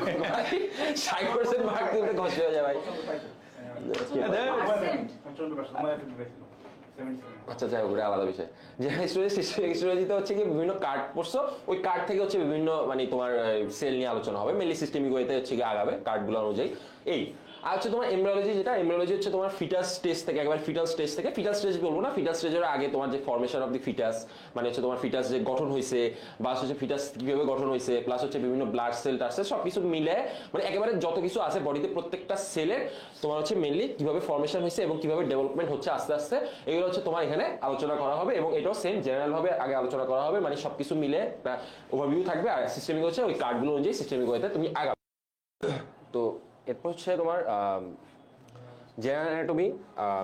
আচ্ছা, তো এমব্রায়োলজি হিস্টোলজি শেষ, এবার হচ্ছে জেনারেল অ্যানাটমি নিয়ে আলোচনা। জেনারেল অ্যানাটমি মেইনলি হচ্ছে তোমার study of the human body and structure and organization. Mainly হচ্ছে তোমার অ্যানাটমি যদি ভালো মতো পড়তে পারো, তো অ্যানাটমি হচ্ছে গিয়ে আরো কিছু যেমন টপিক নিয়ে একটু বিস্তর আলোচনা হবে, যেমন হচ্ছে তোমার জয়েন্ট, ঠিক আছে, জয়েন্টের ফিউশন, জয়েন্টের টাইপস, এগুলো সম্পর্কে তোমার পড়তে হবে। তারপর যেমন নিউরো অ্যানাটমিতে গেলে হচ্ছে নার্ভসগুলো নিয়ে একটু ভালো মতো পড়তে হবে, যে সেন্টারগুলোর কথা বললাম একটু আগে, ঠিক আছে, স্পাইনাল কর্ডের সেন্টার, হচ্ছে তোমার পাথওয়ে, ঠিক আছে, এগুলো হচ্ছে তোমার একটু ভাবে বিস্তরভাবে অথবা ডিসক্রিপটিভ ওয়েতে একটু আলোচনা হবে, ঠিক আছে, জেনারেল অ্যানাটমিতে। তো তুমি যদি অ্যানাটমি সম্পর্কে একটু ভালো মতো বেসিক তৈরি করে ফেলতে পারো, তুমি যদি দেখো যে পরীক্ষার আগে তোমার জেনারেল অ্যানাটমি পড়তেছো, তাহলে তোমার কাছে তোমার এটা ইজি লাগবে, ঠিক আছে। আর আমি মনে করি যে অ্যানাটমির সাথে সাথে যদি একটু একটু করে জেনারেল অ্যানাটমি, এমব্রায়োলজি আর হিস্টোলজি তো এমনি পড়তে হয়, তো এই তিনটা যদি একটু একটু করে পড়তে পারো, বা মানে একেবারে, যেহেতু এগুলোর আইটেম নাই আলাদা করে, আছে কিন্তু নেওয়া হয় না অনেক জায়গায়, তো যেহেতু এই তিনটা তোমার হচ্ছে তোমার আইটেমগুলোর সাথে সাথে নেওয়া হয় না, তো আমি মনে করি যে সাইমালটেনিয়াসলি তুমি টপিক অনুযায়ী তুমি যদি অ্যানাটমির সাথে পড়তে পারো, তাহলে এটার জন্য কিন্তু তোমার ভালো হবে, ঠিক আছে। আমি জাস্ট ভাই দিতেছি। আর কমেন্ট করছে বেশি কঠিন বলে আমার কাটে যাবে না। অ্যানাটমি মার্ক ডিস্ট্রিবিউশন, আচ্ছা ভাই এটা বলে দেবো অ্যানাটমি মার্ক ডিস্ট্রিবিউশন। হ্যাঁ হ্যাঁ কি আচ্ছা, অ্যানাটমি মার্ক ডিস্ট্রিবিউশন যেটা আছে সেটা হচ্ছে তোমার এই যে রিটেন এক্সামিনেশন হচ্ছে আচ্ছা মেইনলি হচ্ছে তোমার এই যে ফার্স্ট ইয়ারের যে ফার্স্ট ফেজের যে সাবজেক্টগুলো আছে এগুলোতে প্রত্যেকটাতে 2 পার্ট করে, ঠিক আছে, পার্ট 1 এন্ড পার্ট 2। তো ফার্স্ট পেজের সাবজেক্ট পার্ট 1 পার্ট 2 এখানে হচ্ছে তোমার দেখা যায় যে রিটেন এক্সামিনেশন যে ফার্স্ট পার্টের যে পরীক্ষাটা হয় ফার্স্ট পার্টের পরীক্ষার ক্ষেত্রে হচ্ছে তোমার 90 মার্কস থাকে, ঠিক আছে। একজন বলছে 2x এ ভিডিও চলছে, আমি এত স্পিডে বলতেছি। তো আমি আর কিভাবে রিটেন এক্সামের পরীক্ষা হয়, তো রিটেন এক্সামের ক্ষেত্রে হচ্ছে তোমার 180 মার্কস থাকে, ঠিক আছে। 180 মার্কসের ক্ষেত্রে তোমার পার্ট 1 আর পার্ট 2 দুইটা ভাগে ভাগ হয়, তো 90 করে হয়। হ্যাঁ, আর 90 মার্কসের মধ্যে তোমার দেখা যায় যে 70 মার্কস হচ্ছে তোমার রিটেনের জন্য থাকে, মেইনলি হচ্ছে তোমার কোশ্চেন, ঠিক আছে, একেবারে তোমার ব্রড কোশ্চেন আসে। আর যে 20 মার্কস থাকে ওই 20 মার্কস হচ্ছে তোমার এমসিকিউ থাকবে, ঠিক আছে। আর তোমার যে 10 মার্কস থাকে, ঠিক আছে, এই যে ফর্মেটিভ অ্যাসেসমেন্টে যে 20 মার্কস এটা হচ্ছে দুইটা পেপার মিলে 20 মার্কস থাকে, ঠিক আছে। তো ফর্মেটিভ অ্যাসেসমেন্ট হচ্ছে তোমার 10 মার্কস করে ফার্স্ট পার্ট সেকেন্ড পার্টে, এটা হচ্ছে মেইনলি তোমার হচ্ছে গিয়ে তোমার অ্যাটেন্ডেন্সের উপরে দেখে, প্লাস হচ্ছে তোমার ক্লাস পারফরমেন্স, অ্যাটেন্ডেন্স, প্লাস হচ্ছে তোমার আইটেমের যে নাম্বার, আমি সবকিছু মিলে একটা নাম্বার স্যার ম্যাডাম যে ভালো মনে করে দিবে। আচ্ছা, তারপর হচ্ছে ওরাল অ্যাসেসমেন্ট, ঠিক আছে। ওরাল অ্যাসেসমেন্ট হচ্ছে তোমার অ্যানাটমির ক্ষেত্রে মার্কস একটু বেশি, সেটা হচ্ছে তোমার 150 মার্কস, এটা হচ্ছে তোমার 75 করে, ঠিক আছে। তোমার পার্ট 1 এর ক্ষেত্রে 75 আর পার্ট 2 এর ক্ষেত্রে 75 মার্কস, ঠিক আছে। টোটাল হচ্ছে তোমার 150 মার্কস থাকবে, ঠিক আছে। আর প্র্যাকটিক্যাল এক্সামিনেশন সেম, এখানেও 150 মার্কস থাকবে, এখানেও 75 করে থাকবে। তো প্র্যাকটিক্যাল এক্সামিনেশনের মধ্যে কিছু পার্টস আছে, সেটা হচ্ছে তুমি প্রত্যেক মানে মেডিকেলে যখন ঢুকবা তখনই বুঝতে পারবা যে সারফেস অ্যানাটমি আছে, বিভিন্ন জিনিস আছে এখানে। তো এগুলো আসলে প্র্যাকটিক্যাল এক্সামিনেশনটা আসলে মোটামুটি ইজিয়ার আর কি, ঠিক আছে, এই তিনটার মধ্যে। এই আচ্ছা, এরপরে গেল অ্যানাটমি মার্ক ডিস্ট্রিবিউশন। আচ্ছা, অ্যানাটমি বুকস, তো অ্যানাটমি বুকস থেকে হচ্ছে মেইনলি তোমার এসেনশিয়ালস অফ হিউম্যান অ্যানাটমি, এটা হচ্ছে তোমার ভাই একে দত্ত স্যার। তো উনি এই বইটা লিখছে, এখন এটা হচ্ছে মেইনলি স্যার ম্যাডামদের খুবই পছন্দ এবং প্রত্যেকটা মেডিকেলে এটাই ফার্স্ট সাজেশনে থাকে এবং এটাই রেফারেন্স বুকে হিসেবে তোমার দেয়া থাকে। সো মেইনলি হচ্ছে যে হিউম্যান অ্যানাটমি বই এটা পড়লে বেটার, ঠিক আছে। এটা বললে তোমার হচ্ছে অনেক নলেজ ডেপথ থাকবে এবং তুমি সবকিছু সম্পর্কে ভালো মতো আইডিয়া পাবা, ঠিক আছে। আর সেকেন্ড বই যেটা আছে সেটা হচ্ছে তোমার একটু ইজিয়ার ওয়েতে লেখা, প্লাস হচ্ছে একটু কম ডিসক্রিপশন দিয়ে লেখা আর সুন্দর করে সাজানো, আর হচ্ছে এখানে তোমার ছবি অনেক বেশি থাকে, ঠিক আছে। দত্ত স্যারের বইতে ছবিগুলো একটু মানে আমার কাছে কমপ্লেক্স লাগতো, তাই আমি ছবিগুলো হচ্ছে এই বিশাল স্যারের বই থেকে একটু দেখতাম। আর হচ্ছে যে তোমার ইয়ারা আছে, যে নাম কি জানি, এই ছবির জন্য পড়া লাগে যে স্নেলের যে ছবি একটা বই থাকে ওইখান থেকে, নিটার, ঠিক আছে, নিটার অ্যাটলাসের যে বইটা আছে ওখানে ছবিগুলো ডিসক্রিপটিভ ওয়েতে দেয়া আছে, ওখানে হচ্ছে ওটা যদি তুমি দেখতে পারো ওটা হচ্ছে খুবই ভালো, ঠিক আছে। ওটা হচ্ছে বিভিন্ন কোচিং থেকে আসলে গিফট হিসেবেই দেয়। এখানে হচ্ছে তোমার এই যে এটা হচ্ছে তোমার যেটা বললাম যে একটু মানে আমার কাছে একটু মনে হচ্ছে সোজা মনে হয়েছে, প্লাস হচ্ছে ছবিগুলো একটু ভালো মতো দেয়া আছে। এই গেল তোমার বই। তারপর হচ্ছে তোমার আচ্ছা, এখান থেকে একটা জিনিস বলি যে এমব্রায়োলজি ভাইয়ের কথাটা বলছিল, এমব্রায়োলজি বইটা হচ্ছে তোমার ল্যাঙ্গুয়েজটা বেস্ট। ল্যাঙ্গুয়েজ যেমন অনেকের কাছে কঠিন লাগে, তখন হচ্ছে তুমি বিশ্রামেরও যে এমব্রায়োলজি বইটা আছে ওটা খুবই সহজ ভাষায় লেখা, ওইটা পড়তে পারো। আর হিস্টোলজির জন্য হচ্ছে সেটা হচ্ছে তোমার জ্যানকুয়েরা আছে। এখন জ্যানকুয়েরা থেকে আসলে সব পড়ে লাভ নাই, পড়বে না। জ্যানকুয়েরা থেকে আসলে পুরোটা পড়ে বুঝবো না। তো সে ম্যাডাম স্যাররা যে টপিকগুলো পড়ে বা হচ্ছে যে সেল নিয়ে আলোচনা আছে ওই সেলগুলো হচ্ছে তোমার কি তোমার ওখানে যে টপিকগুলো আছে বা ছবি দেখে তুমি ওটুক পড়লেই হবে, ঠিক আছে। পুরোটা পড়লে আসলে এই লেভেলে ক্যাপচার করতে পারবে না, ঠিক আছে। আচ্ছা, অনেকে গ্রেজ অ্যানাটমির কথা বলছে, তুমি পড়তে পারো, সমস্যা নেই। গ্রেজ অ্যানাটমি পড়তে পারো, সমস্যা নাই। তোমার গ্রেজ অ্যানাটমি কঠিন না, কিন্তু একটু ইলাবোরেটেড আর কি, ইলাবোরেটেড ক্যালিবার থাকলে অবশ্যই, কেন না, ফিজিওলজি কার্ডস। একজন লিখছে ভাই বানাই লিখলে কি নাম্বার আসে, বেস্ট কমেন্ট। আরে ওইটা তো কমেন্ট না, ওর যে রিপ্লাই দিছে ও লিখছে নাম্বার আসবে কিন্তু রোগী আসবে না। এই সেরা সেরা, তুই অনার্স, তুই অলরেডি অনার্স পাইলি, সেরা সেরা, খুবই ভালো খুবই ভালো। যাই হোক, বীরু কথা শুনে ভয় পাওয়ার কিছু নাই, এগুলা ও যা বলছে ও আসলে কিছুই বলেনি। তোমাদের কাছে টার্মগুলো নতুন, তোমরা একদমই নতুন সোনামণি, তো নতুন, ও তো আসলে কিছু বলেই নাই, ও আসলে কিছুই বলে নাই, এটাই সত্যি, ও আসলে কিচ্ছু বলেনি। কিন্তু তোমরা ভয় পাচ্ছ কারণ তোমরা এই সেক্টরেই তো নতুন, ওর নতুন, ওদের জন্য হুজুরের ভিডিওটাই চালাই দিতে হবে আসলে। তো যাই হোক, আমি জাস্ট অ্যানাটমিতে আমার অভিজ্ঞতা থেকে যেটুকু বলবো সেটা হলো যে বাকিগুলো তো পড়লেই পারা যায়, পড়তে হবে, পড়লেই তুমি পরীক্ষার খাতের কিছু কিছু লিখে আসতে পারবে। বাট অ্যানাটমি মানে বানাই লেখা তো সুযোগ নাই, বাট অ্যানাটমি নিডস প্র্যাকটিস। মানে তোমাকে প্রথম তুমি মেডিকেলে ঢোকার পরে যেই সাবজেক্টটাতে কিছুটা চ্যালেঞ্জ ফেস করবা সেইটার নাম হলো অ্যানাটমি। একজন বলছে গাইডের কথা বললেন না, ভাসুরের নাম মুখে নেওয়া বারণ, ওই নাম মুখে নেওয়া যাবে না। মেইন Main বই পড়তে হবে না, অ্যানাটমি তো মেইন বই পড়তে হবে। আচ্ছা, anatomy তে main বই পড়তে হবে। অ্যানাটমিতে গাইডের আসলে লাগে না, দ্যাটস রিয়েলি এটাই যত সত্যি। পড়তে জানলে হ্যাঁ, তো এখানে আমি জাস্ট একটা জিনিস বলবো যে যারা ভবিষ্যতে ভালো করতে চাও, ভালো ডাক্তার হতে চাও বা রেজাল্ট ভালো করতে চাও, মেডিকেলে এই যে ভাইয়া একটা জিনিস দেখিয়েছিল, তোমরা খেয়াল করেছো কিনা জানি না, এতদিন তোমরা কি কি পরীক্ষা দিয়ে আসলা? তুমি এইচএসসি তে রিটার্ন দিয়ে আসলা, রিটার্নের মধ্যে আবার এমসিকিউ ছিল। আমাদের এই রিটার্নের মধ্যেও কিন্তু এমসিকিউ আছে, রাইট? 20 মার্ক হ্যাঁ 20 মার্ক বলছিলাম শুরুতে 20 মার্ক তুমি এখানে এমসিকিউ দিবা, বাকি 70 মার্ক তুমি হাতে লিখবা, লিখতে হবে। ঠিক আছে? রিটেনটা তুমি সেই চিরাপরিচিত ছোটবেলা থেকে যেটা দিয়ে আসছো, কিন্তু একটু টাইম কনজিউম জিনিস এখানে যেটা সেটা হলো এইটা ওরাল অ্যাসেসমেন্ট ভাইবা, এই জিনিস তোমরা ভাই এতদিন কখনোই দেখোনি। এখন তোমাকে আসলে প্রশ্ন করবে, হ্যাঁ, এবং এই প্রশ্নটার উত্তর তোমাকে ইংরেজি ভাষাতে দিতে হবে, বাংলা ভাষায় দিলে হবে না। তো শুরুর দিকে আমাদের অনেক অনেক মজার কাহিনী ঘটতো এরকম বাংলা ইংরেজি বলা নিয়ে, এবং আমরা তো জিনিসটা বুঝি, তুমিও তো বুঝেই পড়ালেখা করে এতদূর আসছো। অনেক সময় দেখা যায় যে বুঝার পরেও ব্রেনে আর ইংরেজি শব্দ আসে না, তখন বাংলা বলে কাজ চালাই দিতে চায়। তো এই বাংলা ইংলিশের এই জটিলতাটা, যাদের ছোটবেলা থেকে ইংলিশে কিছুটা ধরো তোমার দুর্বলতা আছে, তারা এটাতে সাফার করবাই, এটাই সত্যি। হয়তোবা কারো 1 মাস লাগবে, কারো 15 দিন, কারো 2 মাস, কারো হয়তো 6 মাসও লাগতে পারে এই জিনিসটা কাটায় উঠতে। হ্যাঁ, সবই ইংলিশ, তুমি জাস্ট বাংলা তুমি যত সহজ অ্যাডাপ্ট করেছো কারণ তুমি ক্যাডেটে ছিলা, সবই ইংলিশ ভার্সন। বাকিদের আসলে সময় লাগে, এবং সেইটাতেই আসলে আসল। একটা তো ইংরেজি, দ্বিতীয় কথা বলার প্র্যাকটিস, এইটা গুরুত্বপূর্ণ। হ্যাঁ, ধরো তুমি তো জানো যে হার্টের কি কি মাসেল আছে, right? But what are the muscles of heart বা মায়োকার্ডিয়ামের যখন ওই যে পার্থক্যটা পড়ে আসছিল না, যে ধরো কেন হার্ট মাসেল স্পেশাল, এটার মধ্যে ইন্টারক্যালেটেড ডিস্ক আছে, এটা কখনো ক্লান্ত হয় না, রিদমিক কন্ট্রাকশন চলতে থাকে, এই কথাগুলো যখন শুরুতে ইংলিশে বলতে হবে, এইটাই প্র্যাকটিসের বিষয়। এবং যে যত সুন্দর করে বলতে পারে, কনফিডেন্সের সাথে বলতে পারে, যত গুছিয়ে বলতে পারে, তার পরীক্ষায় তত বেশি ভালো মার্ক আসে। এবং এই ক্ষেত্রে তারাই এগিয়ে যায় যারা এই ধরো বীরুর মতো ক্যাডেট আগে থেকে, যারা আগে থেকে ইংলিশ বলে, সত্যি কথাটা এগিয়ে যায়, ট্রুথ, এটা সত্যি কথা। বাট যারা ইংলিশে দক্ষ, তারা তো ভালো প্রেজেন্টেশন করতে পারে, প্রশ্নটা ধরতেও পারে, তুমিও পারলা, ও পারলো, কিন্তু ও খুব সুন্দর করে বললো, তুমি বললা 5টা পয়েন্ট থেকে 2টা পয়েন্ট বললা, জগা খিচুড়ি ইংলিশ দিয়ে বললা, তোমাকে পাশ করাই দিবে, কিন্তু মার্ক ভালো দেবে না।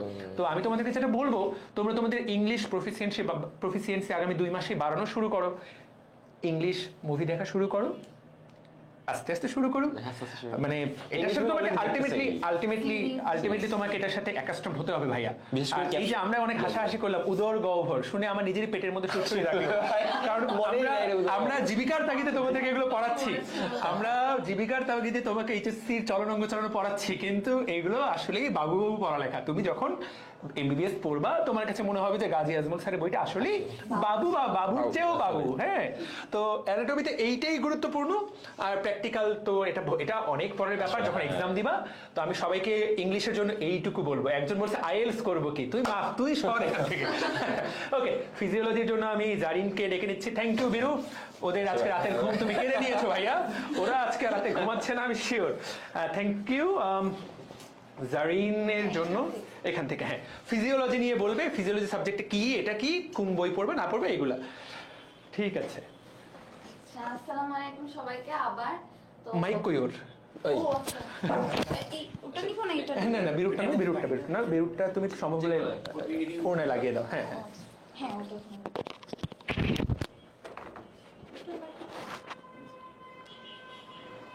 আচ্ছা, আসসালামু আলাইকুম সবাইকে আবার। তো বিরূপাক্ষ ভাইয়ার এরকম দুর্দান্ত লেকচারের পরে আমি আসলে অত বেশি মাথা নষ্ট হতে যাচ্ছি না তোমাদের, কারণ অলরেডি তোমাদের মাথার মধ্যে অনেক কিছু চলে এসেছে যে এত বড় একটা সাবজেক্টে এত বড়, তাহলে 3টা সাবজেক্ট কেমনে পড়বো।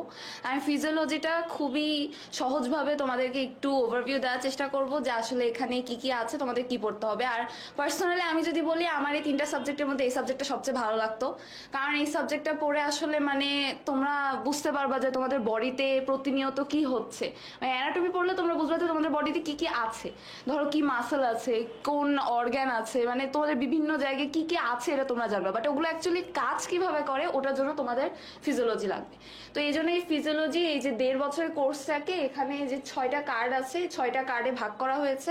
প্রথমেই তোমাদেরকে বলা হয়েছে যে ফার্স্ট প্রফে 3টা টার্ম থাকবে, অ্যান্ড প্রতিটা টার্মে 2টা করে কার্ড থাকবে। ফিজিওলজির ক্ষেত্রেও সেম। তো ফার্স্ট কার্ড যেটা সেটা হচ্ছে সেলুলার ফিজিওলজি অ্যান্ড ব্লাড। এখানে একদম তোমাদের ইন্টারে পড়াশোনা থেকে শুরু হবে যে তোমাদের সেলুলার অর্গানেলিস কি কি আছে, তারপরে ব্লাডের মধ্যে কি কি আছে এসব নিয়ে, মানে একদম ইন্টারে পড়াশোনা। তোমরা ফিজিওলজি পড়তে যে দেখবা যে তোমরা বেশিরভাগ জিনিসই ইন্টারে অনেকখানি পড়ে এসেছো। যেমন কার্ডিওভাস্কুলার ফিজিওলজি, এখানে তোমরা হার্ট সম্পর্কে জানবা যে হার্ট মাসেলটা আসলে কিরকম মাসেল, এটা কেন ইউনিক বডির অন্যান্য মাসেলের থেকে, দেন এটা কিভাবে কাজ করে, দেন আমাদের মানে তারপর রেসপিরেটরি ফিজিওলজিতে যে তোমরা যে শ্বসন পড়ছো ওটারই জাস্ট ইলাবোরেটেড ভার্সন এখানে তোমরা পড়বা রেসপিরেটরি ফিজিওলজিতে।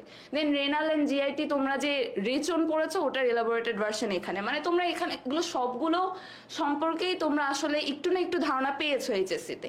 এখানে এসে তোমরা জাস্ট ওটা ইলাবোরেটলি পড়বা আর ইংলিশে পড়বা, এটা হচ্ছিল জাস্ট তফাৎ, এখানে আর কিছু না তেমন। আর ফার্স্ট টার্ম যেটা, সেখানে তোমাদের দুইটা কার্ড থাকবে, একটা সেলুলার ফিজিওলজি অ্যান্ড ব্লাড, একটা কার্ডিওভাস্কুলার ফিজিওলজি। তো সেলুলার ফিজিওলজি অ্যান্ড ব্লাডে কি কি থাকবে আমি তো ছোট করে বলে দিলাম। আর কার্ডিওভাস্কুলার ফিজিওলজি যেটা বুঝতেই পারছো, কার্ডিও মানে হার্ট আর ভাস্কুলার ভেসেল থেকে আসছে, মানে হার্ট আর হার্টের সাথে যে মানে আর যে ভেসেলগুলো আছে এটা নিয়ে মেইনলি আমাদের এই কার্ডিওভাস্কুলার ফিজিওলজি। মানে এখানে তোমরা ব্লাড পড়বা, দেন ব্লাডটা আমাদের বডিতে কিভাবে কোথা থেকে কোথায় যাচ্ছে, কিভাবে কি কাজ করতেছে ওটা এখানে পড়বা। এইটুকু মিলে হচ্ছিল তোমাদের ফার্স্ট টার্ম। দেন সেকেন্ড টার্মে যে তোমাদের থাকবে হচ্ছে রেসপিরেটরি ফিজিওলজি আর renal and GIT physiology. Respiratory ফিজিওলজিতে তোমরা দেখবা যে এখানে তোমরা পড়লা ব্লাড, দেন ওখানে তোমরা পড়বা যে অক্সিজেন কার্বন ডাইঅক্সাইড, এই যে তোমরা এনভায়রনমেন্টের সাথে যে তোমাদের এক্সচেঞ্জ হচ্ছে, এই অক্সিজেন কার্বন ডাইঅক্সাইডটা ব্লাডের মাধ্যমে কেমনে বিভিন্ন জায়গায় যাচ্ছে, মানে প্রতিটা একটা একটা করে যে কার্ড সাজানো হয়েছে এগুলো সবগুলা কিন্তু একটার সাথে আরেকটা কানেক্টেড, মানে তুমি একটা একটা করে ধারাবাহিকভাবে আগায় যাবে। এই জন্য আমি বলেছিলাম যে ফিজিওলজিটা আসলে অনেক সুন্দর একটা সাবজেক্ট আমার কাছে মনে হয়েছে। আর তারপরে রেনাল এন্ড জিআইটি ফিজিওলজি, এখানে তোমরা শেষ করতে পারো। রেসপিরেটরি ফিজিওলজি পরে তারপর রেনাল এন্ড জিআইটি ফিজিওলজিতে তোমরা কিডনি সম্পর্কে জানবা। আর সেকেন্ড টার্ম মানে ফার্স্ট টার্মে তোমাদের আসলে অনেক কষ্ট হবে, কারণ ফার্স্ট টার্মে মানে তোমাদের মনে হবে যে ফিজিওলজিও অনেক ভাস্ট, অ্যানাটমি ফিজিওলজি বায়োকেমিস্ট্রি তিনটাই তোমাদের অনেক কষ্ট লাগবে। বাট সেকেন্ড টার্মে যে তোমরা দেখবা রেসপিরেটরি রেনাল জিআইটি এগুলো যখন পড়বা তখন বায়োকেমিস্ট্রিতেও দেখবা যে রেনাল কার্ড শুরু হয়েছে, তখন তোমরা এই দুইটা অনেক কোরিলেট করতে পারবা, তখন দেখবা যে তোমার অনেক মজা লাগতেছে, ওখানে যে আইটেম এখানেও সেম আইটেম, দেখা যাচ্ছে একটা আইটেমের পড়া দিয়ে দুইটা সাবজেক্টের আইটেমই তুমি শেষ করে দিতে পারছো। তারপরে তোমাদের লাস্ট টার্মে এসে এন্ডোক্রাইন ফিজিওলজি, রিপ্রোডাক্টিভ ফিজিওলজি আর neural physiology and physiology of special senses. শুনতে খুবই বিদিকিচ্ছি লাগার কথা এই ইয়াগুলা, মানে ওয়ার্ডগুলা, বাট এই বিশেষ করে এই কার্ড যেটা এন্ডোক্রাইন আর রিপ্রোডাক্টিভ, এটা সবচেয়ে মজার কার্ড আমার কাছে মনে হয়েছে, কারণ মানে এটা অ্যাকচুয়ালি যেটা যে মেইন বই পড়ে এত মজা পেয়েছিলাম আমি এই কার্ডটা পড়ে, আমি অন্য কোনো কার্ডে এত বেশি মজা পাইনি আসলে। ওরা বাংলাটা জানে না তো সেজন্য এখনো করতে ও পারছে না। হ্যাঁ, রিপ্রোডাক্টিভ ফিজিওলজি আমার মনে হয় সবারই জীববিজ্ঞানের 11 অধ্যায়টা অনেক পছন্দের একটা অধ্যায় ছিল, তো ওইটাই আসলে এখানে ইলাবোরেটলি অনেক সুন্দর করে তোমাদেরকে পড়ানো হবে। তারপর neural physiology and physiology of special senses, এটা হচ্ছিল তোমরা এই টার্মে এসে তোমাদের অনেক ভালো লাগবে, কারণ এইখানে তোমরা তখন তোমাদের থার্ড টার্ম যখন চলবে অ্যানাটমিতেও তোমরা সিএনএস আইবল পড়বা, হেডনেক পড়বা, তখন সিএনএস আইবলের সাথে তোমরা এখানে অনেক কোরিলেট করতে পারবা। এই যে ভাই একটু আগে বিরূপাক্ষ ভাইয়া যেমন বললো যে বিভিন্ন সেন্টার আছে, তো ওই সেন্টারগুলো কোথায় কোনটা, ব্রেনের বিভিন্ন এরিয়াতে কোন কোন সেন্টার আছে, কোন কোন সেন্টার কি কি কাজ করতেছে, এগুলো সব তোমরা ফিজিওলজিতেও তখন অনেক ভালোভাবে পড়তে পারবা। অ্যান্ড মানে তখন ওখানে মানে ব্রেন তোমাদের কেমনে কি কন্ট্রোল করতেছে, কিভাবে মুভমেন্ট হচ্ছে, সেরিব্রাল কর্টেক্স কেমনে তোমাদের মুভমেন্টে সাহায্য করছে, তোমরা তো এটা এইচএসসি তেও পড়েছো যে কেমনে তোমাদের ঐচ্ছিক অঙ্গচালনা এরকম কিছু একটা ছিল মনে হয়, তারপর সেরিবেলাম কেমনে ভারসাম্য রক্ষা করে, এরকম বিভিন্ন জিনিস এখানে সব তোমরা এলাবোরেটলি পড়তে পারবা। তো এই হচ্ছিল মোটামুটি আমাদের কার্ডের ওভারভিউ। আর তারপর এখানে তো বলা হয়েছে ফার্স্ট টার্মে তোমাদের এই তিনটা না, মেইনলি দুইটা থাকবে, এই দুইটা মিলাই একটা থাকবে, তারপরে কার্ডিওভাস্কুলার ফিজিওলজি থাকবে। দেন সেকেন্ড টার্মে থাকবে হচ্ছে রেসপিরেটরি আর রেনালের সাথে জিআইটিটা থাকবে এখানে, রেনাল আর জিআইটিটা অনেক ছোট একটা কার্ড।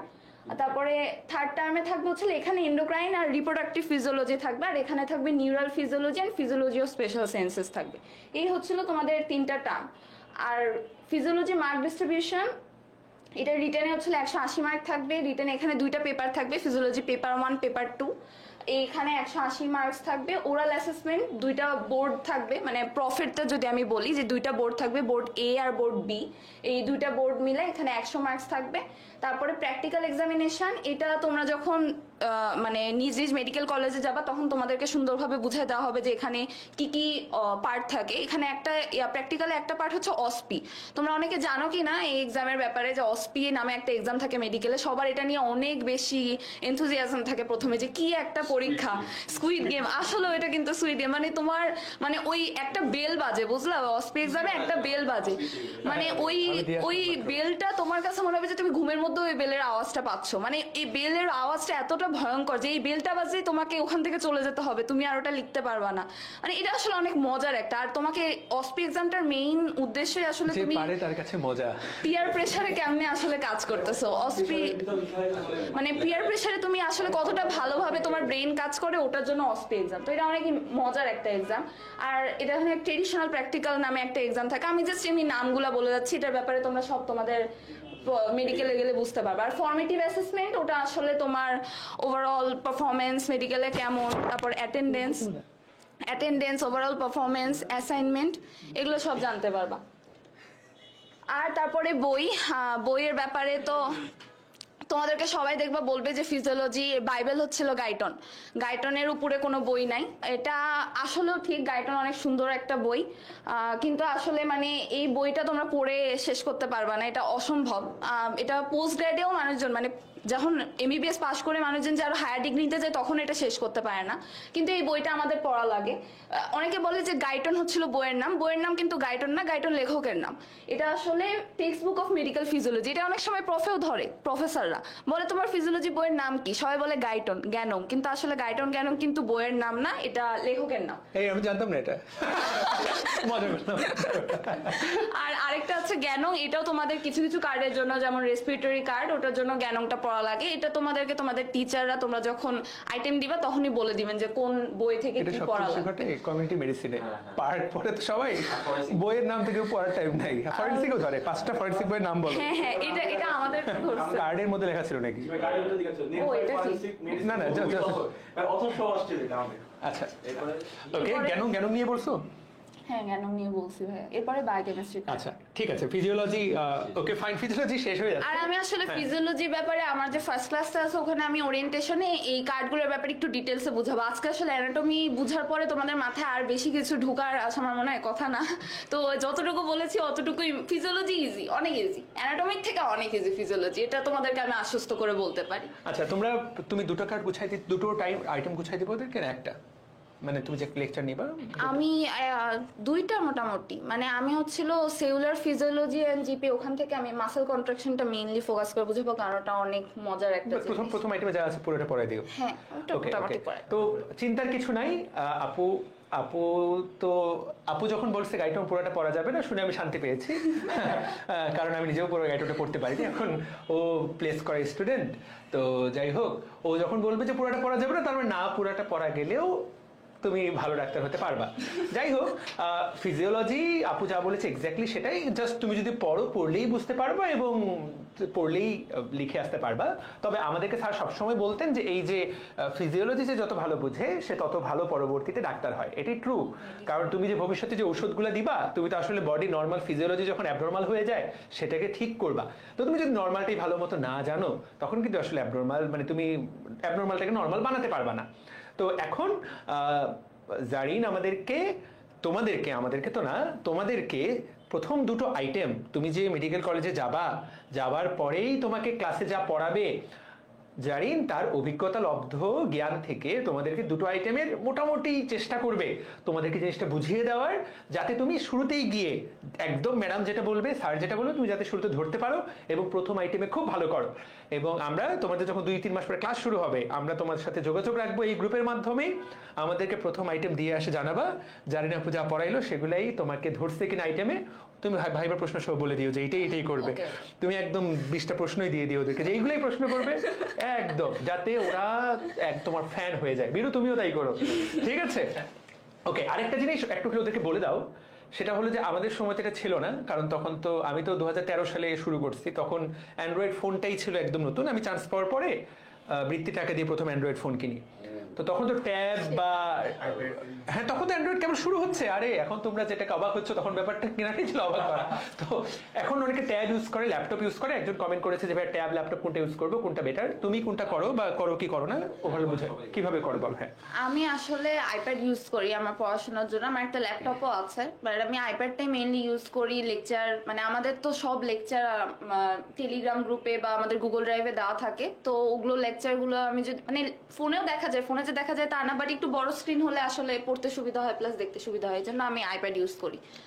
আমি নিজে আইপ্যাড ইউজ করছি ধরো গত 1 বছর ধরে, কিন্তু এটা আমাদের সময় থাকলে অনেক ইজি হয়ে যেত, তাই না? সবগুলা বই দিন দিনের সবকিছু। হ্যাঁ, তারপরে আইপ্যাডে তো নোটও করা যায়, তোমাদের মানে খাতা না নিয়ে আইপ্যাডেও নোট করা যায়। একজন বলছে আইপ্যাড কি আসলেই লাগে, মানে এটা এই জন্য লাগে। আমি তোমার আপেক্ষিক ফাইন না না, মানে গত 5 বছরের আগে যত ডাক্তার বাইরে হয়েছে কেউ আইপ্যাড ইউজ করেনি, তার মানে ডাক্তার হওয়ার জন্য আইপ্যাড লাগে ব্যাপারটা তা না।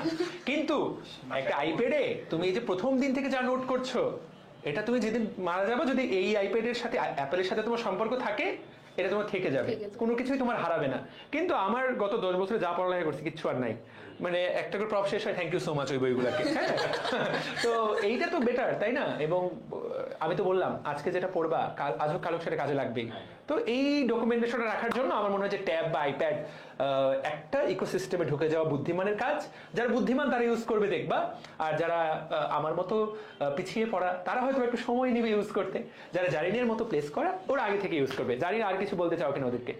না, আর কিছু বলতে চাই না। আমি এরপরে বায়োকেমিস্ট্রির জন্য আইমানকে দিয়ে দিই। ফ্যান্টাস্টিক হ্যাঁ পরের স্লাইড আমি নিচ্ছি।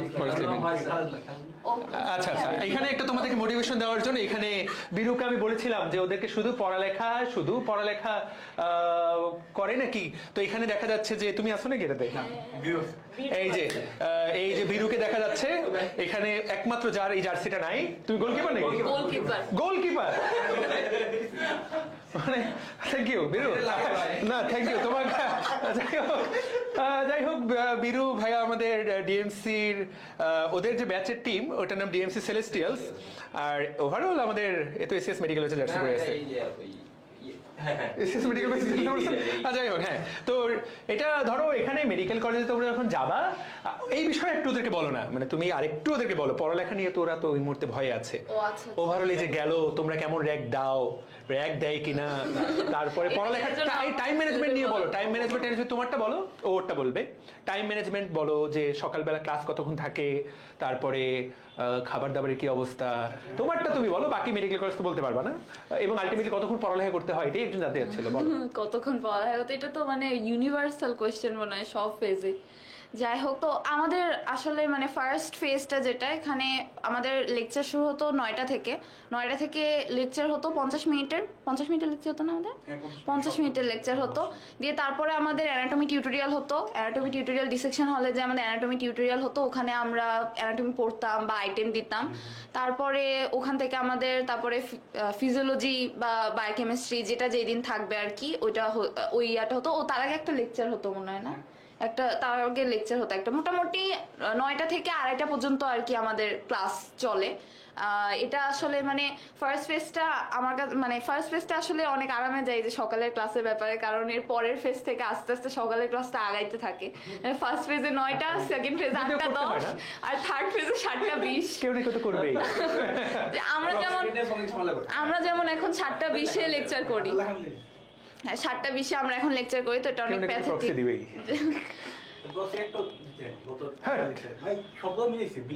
আচ্ছা ওকে ফাইন, আচ্ছা ঠিক আছে। তো আপু যেটা বললো, তোমাকে মোটামুটি ইনভেস্ট করতে হবে নিজের সময়টাকে। 9টা থেকে 3টা পর্যন্ত তোমার সময় এখানে যাবেই, এবং প্রথম 6 মাস তো আসলে পড়ালেখাই করতে হবে। বিনোদন যে হয় না মেডিকেল এমনটা না, অনেক বিনোদন হয়, কিন্তু তোমার অন্যান্য ভার্সিটির হ্যাঁ ব্যাচের মধ্যেই বিনোদন। ব্যাচের এত রকমের মানুষ, গ্রুপের মধ্যেই বিনোদন, মানে অনেক ধরনের মানুষ দেখবা, অনেক ধরনের স্টুডেন্ট দেখবে, এক একজনের এক এক ধরনের পিকুলিয়ার কোয়ালিটি দেখবা। এগুলো দেখেই তোমাদের মোটামুটি বিনোদন হবে।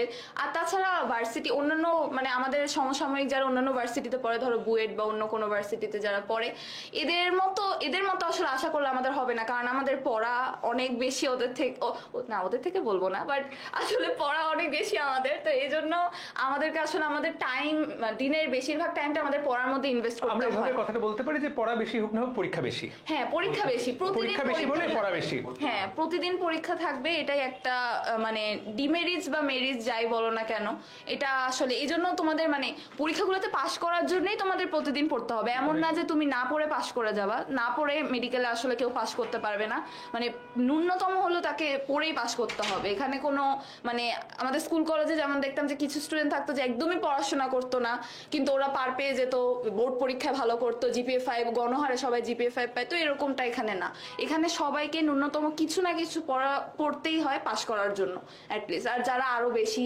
ভালো করতে চায় তাদের তো কথাই নেই। আর আর এমনিতে কনসার্ট, একজন মনে হয় বলছিল যে কনসার্ট হয় না কোনো, আমাদের কনসার্ট আসলে ওরকম বেশি হয় না। আর আমাদের এক একটা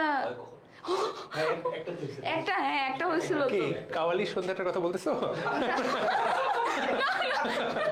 ডিএমসি ডেতে হয়, বা ডিএমসি ডেই হচ্ছে না অনেক। DMC day এখন আসলে না, অন্যান্য মেডিকেলে তো হয়, ডে হয়, অন্যান্য মেডিকেলে হয়। আমাদের মেডিকেলে মনে হয় সবচেয়ে কম অনুষ্ঠান হয় অন্যান্য মেডিকেল থেকে। ডিএমসি তে শুধু পড়ালেখা, হ্যাঁ সেটাই, ডিএমসি মানেই পড়ালেখা আসলে। অন্যান্য মেডিকেলে অনেক ডেটে অনেক কনসার্ট হয়, বাট ডিএমসি তে এই জন্য ডিএমসি মানুষজন পাশে বইতে চলে যায়। বইটাই থাকবি।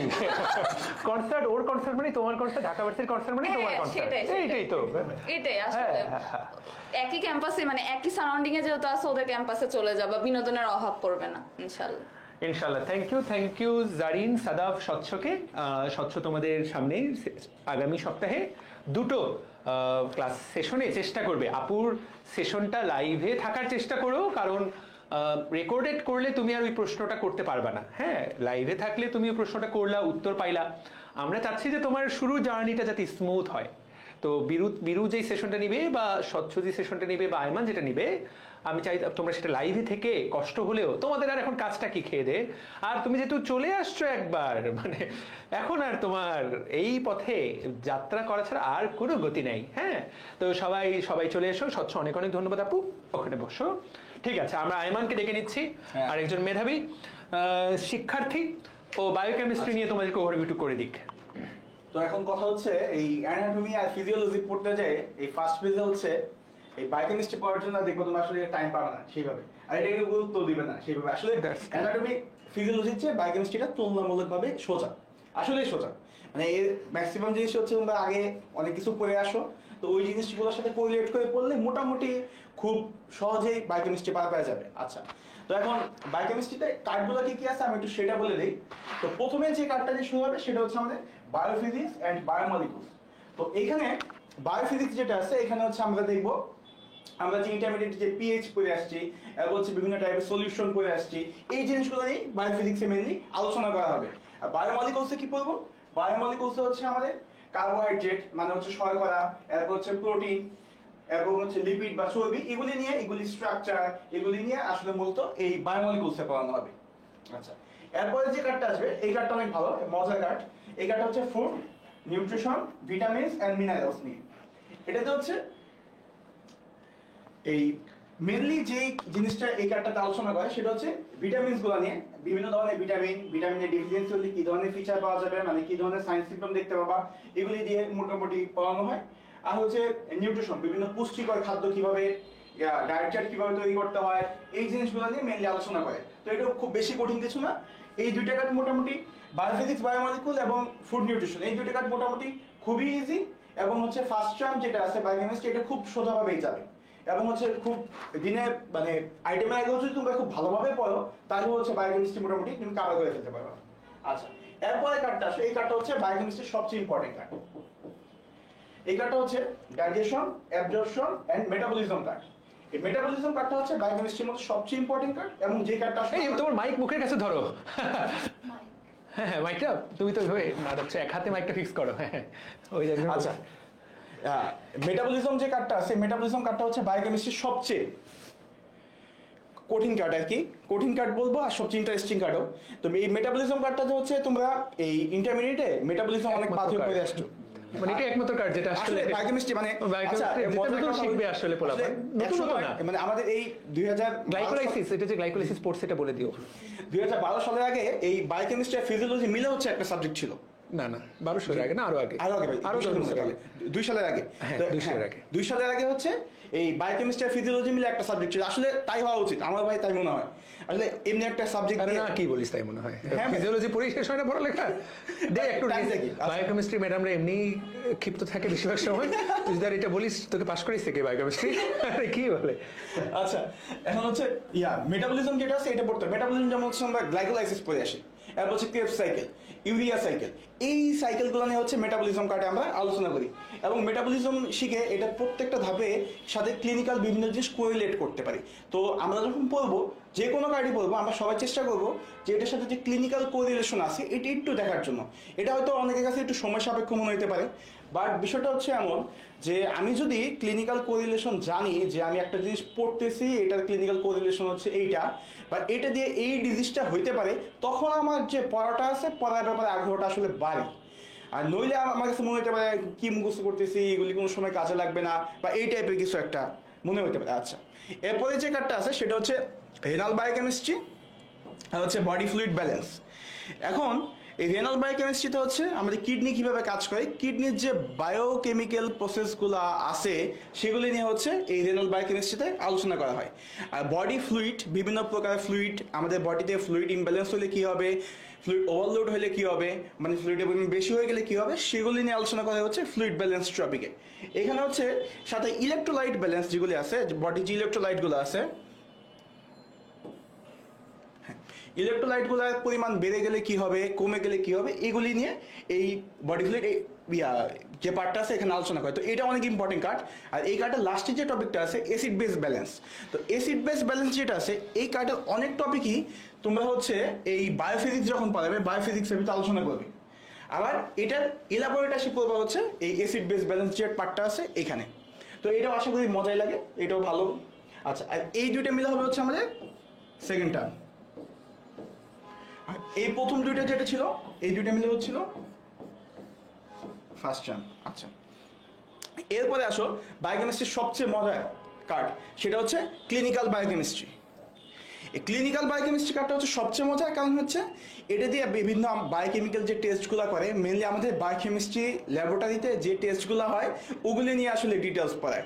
যেমন হচ্ছে ডায়াবেটিসের ইনভেস্টিগেশন কিভাবে করবা, এরপর হচ্ছে কারো একটা জন্ডিস হয়েছে, জন্ডিসের ইনভেস্টিগেশন কি হবে, তার কি কি ফাইন্ডিংস পাবা, কি কি টেস্ট করলে বুঝতে পারবা, এই জিনিসগুলো আলোচনা করে। তো এই কার্ডটা হচ্ছে খুব মজার, কারণ এটা পুরোপুরি আসলে ক্লিনিক্যাল বেসড একটা কার্ড। আচ্ছা, তো লাস্টের যে কার্ডটা আছে সেটা হচ্ছে মলিকুলার বায়োলজি অ্যান্ড জেনেটিক্স। এই কার্ডটাতে আমাদের ইন্টারমিডিয়েট থেকে পড়ে আসা নলেজ যেমন কিছুটা কাজে লাগবে, তাছাড়া জেনেটিক্সে একদম মলিকুলার লেভেলে যায়। যেমন আচ্ছা, ইন্টারমিডিয়েটও পড়ানো হয় আমাদের ইয়েতে বোটানিতে যে জিনিসগুলো পড়ি, যেমন হচ্ছে ট্রান্সক্রিপশন, ট্রান্সলেশন, হ্যাঁ, এরপর হচ্ছে রেপ্লিকেশন, এই জিনিসগুলো হচ্ছে এই জেনেটিক্স কার্ডে ডিটেলস আলোচনা করা হবে। তো এই হচ্ছে কার্ডের ব্যাপার সেপার। আর এটা এই ক্লিনিক্যাল বায়োকেমিস্ট্রি এবং হচ্ছে মলিকুলার বায়োলজি, এই দুইটা মিলে হচ্ছে আমাদের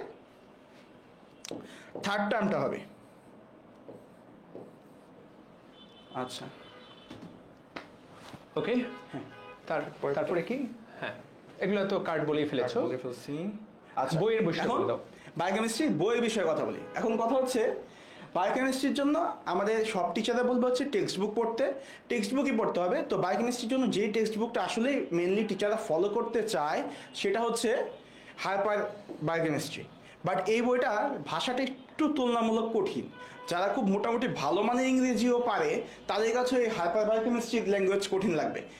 এবং সেই ক্ষেত্রে আরেকটা বই আছে, সেটা হচ্ছে লিপিং কট বায়োকেমিস্ট্রি। এই লিপিং কটের যে বইটা আছে এই বইটা খুব ভালো বই, কারণ এই বইয়ে প্রচুর ছবি আছে এবং হচ্ছে ডিটেলসে সব কিছু লেখা আছে। তো আমি যখন আমার পরে ক্লাসটা নিব, তো প্রথম ক্লাসটাতে আমি হচ্ছে বলে দিব যে প্রতি কার্ড ওয়াইজ কোন বই থেকে পড়া উচিত, কিভাবে পড়বা। তো আচ্ছা, এখন কথা হচ্ছে এই লিভিং গড বায়োকেমিস্ট্রি যে বইটা আছে এই বইটাতে আমাদের সব টপিক নাই। সেক্ষেত্রে দেখবা সব কলেজে আরেকটা বইয়ের কথা নাম লেখা থাকে, সেটা হচ্ছে এবিসি বায়োকেমিস্ট্রি। এবিসি বায়োকেমিস্ট্রি বইটা যদি পড়ো তাহলে হচ্ছে মোটামুটি বাংলাদেশের যে বায়োকেমিস্ট্রিটা আছে মানে মোটামুটি সব কলেজেই কাভার হয়ে যাবে। এই হচ্ছে বইয়ের ব্যাপারে আপাতত। এরপরে হচ্ছে আমি যখন আমার প্রথম ক্লাসটা নিব, সেই ক্লাসে হচ্ছে তোমাদের কোন কার্ডে কোন বই থেকে পড়বা, কোন অংশটুকু কোন বই থেকে পড়লে ভালো হবে সে ব্যাপারে ডিটেলস বলে দেব। আচ্ছা আচ্ছা, মার্কস ডিস্ট্রিবিউশন এখানে হচ্ছে এটা ফিজিওলজির মতো একদম সেম। এখানে হচ্ছে দুইটা পেপার থাকবে, পেপার 1 এবং হচ্ছে পেপার 2। আচ্ছা, এখানে রিটেন এক্সাম হবে দুইটা পেপার, 180 মার্কস টোটাল। আর ওরাল অ্যাসেসমেন্ট যেটা আছে, ওরাল অ্যাসেসমেন্ট হচ্ছে 100 মার্কস আর কি। আচ্ছা, প্র্যাকটিক্যাল এটাও 100 মার্কস। এখানে অসপি থাকবে, অসপিতে হচ্ছে 50 মার্কস, আর হচ্ছে ট্রেডিশনাল প্র্যাকটিক্যাল হচ্ছে 50। এই হচ্ছে প্র্যাকটিক্যাল এক্সামিনেশন। আর ফর্মেটিভ অ্যাসেসমেন্ট আসলে নিজের ইমপ্রেশনের উপরে মেনলি ডিপেন্ড করে। তুমি ক্লাসে কি পরিমাণ আসছো এটা একটা ফ্যাক্টর, তার চেয়ে বড় ফ্যাক্টর হচ্ছে তোমার ব্যাচ টিচার তোমাকে কি এমন রিকমেন্ডেশন দিচ্ছে। আসলে এই মার্কস যেটা আছে এটা তোমার ব্যাচ টিচার দিবে। ব্যাচ টিচার মানে কি, তোমরা যখন মেডিকেলে যাবা, তোমরা হয়তো একটা মেডিকেলে, যেমন ঢাকা মেডিকেল কলেজে 250 জন চান্স পেয়েছে এবার। তো 250 জনের কিছু কিছু ক্লাস হচ্ছে একসাথে হবে। যে ক্লাসগুলো একসাথে হবে সেই ক্লাসগুলোকে বলে হচ্ছে লেকচার ক্লাস। লেকচার ক্লাসে বড় একটা গ্যালারির মতো থাকবে, এখানে হচ্ছে তোমরা 250 জনই একসাথে ক্লাস করবা। আর কিছু কিছু ক্লাস আছে হচ্ছে ছোট ছোট গ্রুপ করে হবে, সেটা হচ্ছে 30 জনের গ্রুপ হবে। এখন 30 জনের যে গ্রুপটা হবে সেই গ্রুপের একটা টিচার থাকবে, সে হচ্ছে তোমার ব্যাচ টিচার। সেই ব্যাচ টিচারের কাছে তোমার ইমপ্রেশনটা অনেক ইম্পর্টেন্ট, কারণ ব্যাচ টিচার হচ্ছে তোমার পক্ষে যে তোমার প্রফেসরকেও বলবে যে ও হচ্ছে অনেক ভালো পারে। তো এই জন্য হচ্ছে, তো এই ইমপ্রেশনটার ব্যাপারে একটু খেয়াল রাখবা। যখন প্রথম যাবো তখন আসলে ইমপ্রেশনটা হয়ে যায় আর কি। এই হচ্ছে অবস্থা।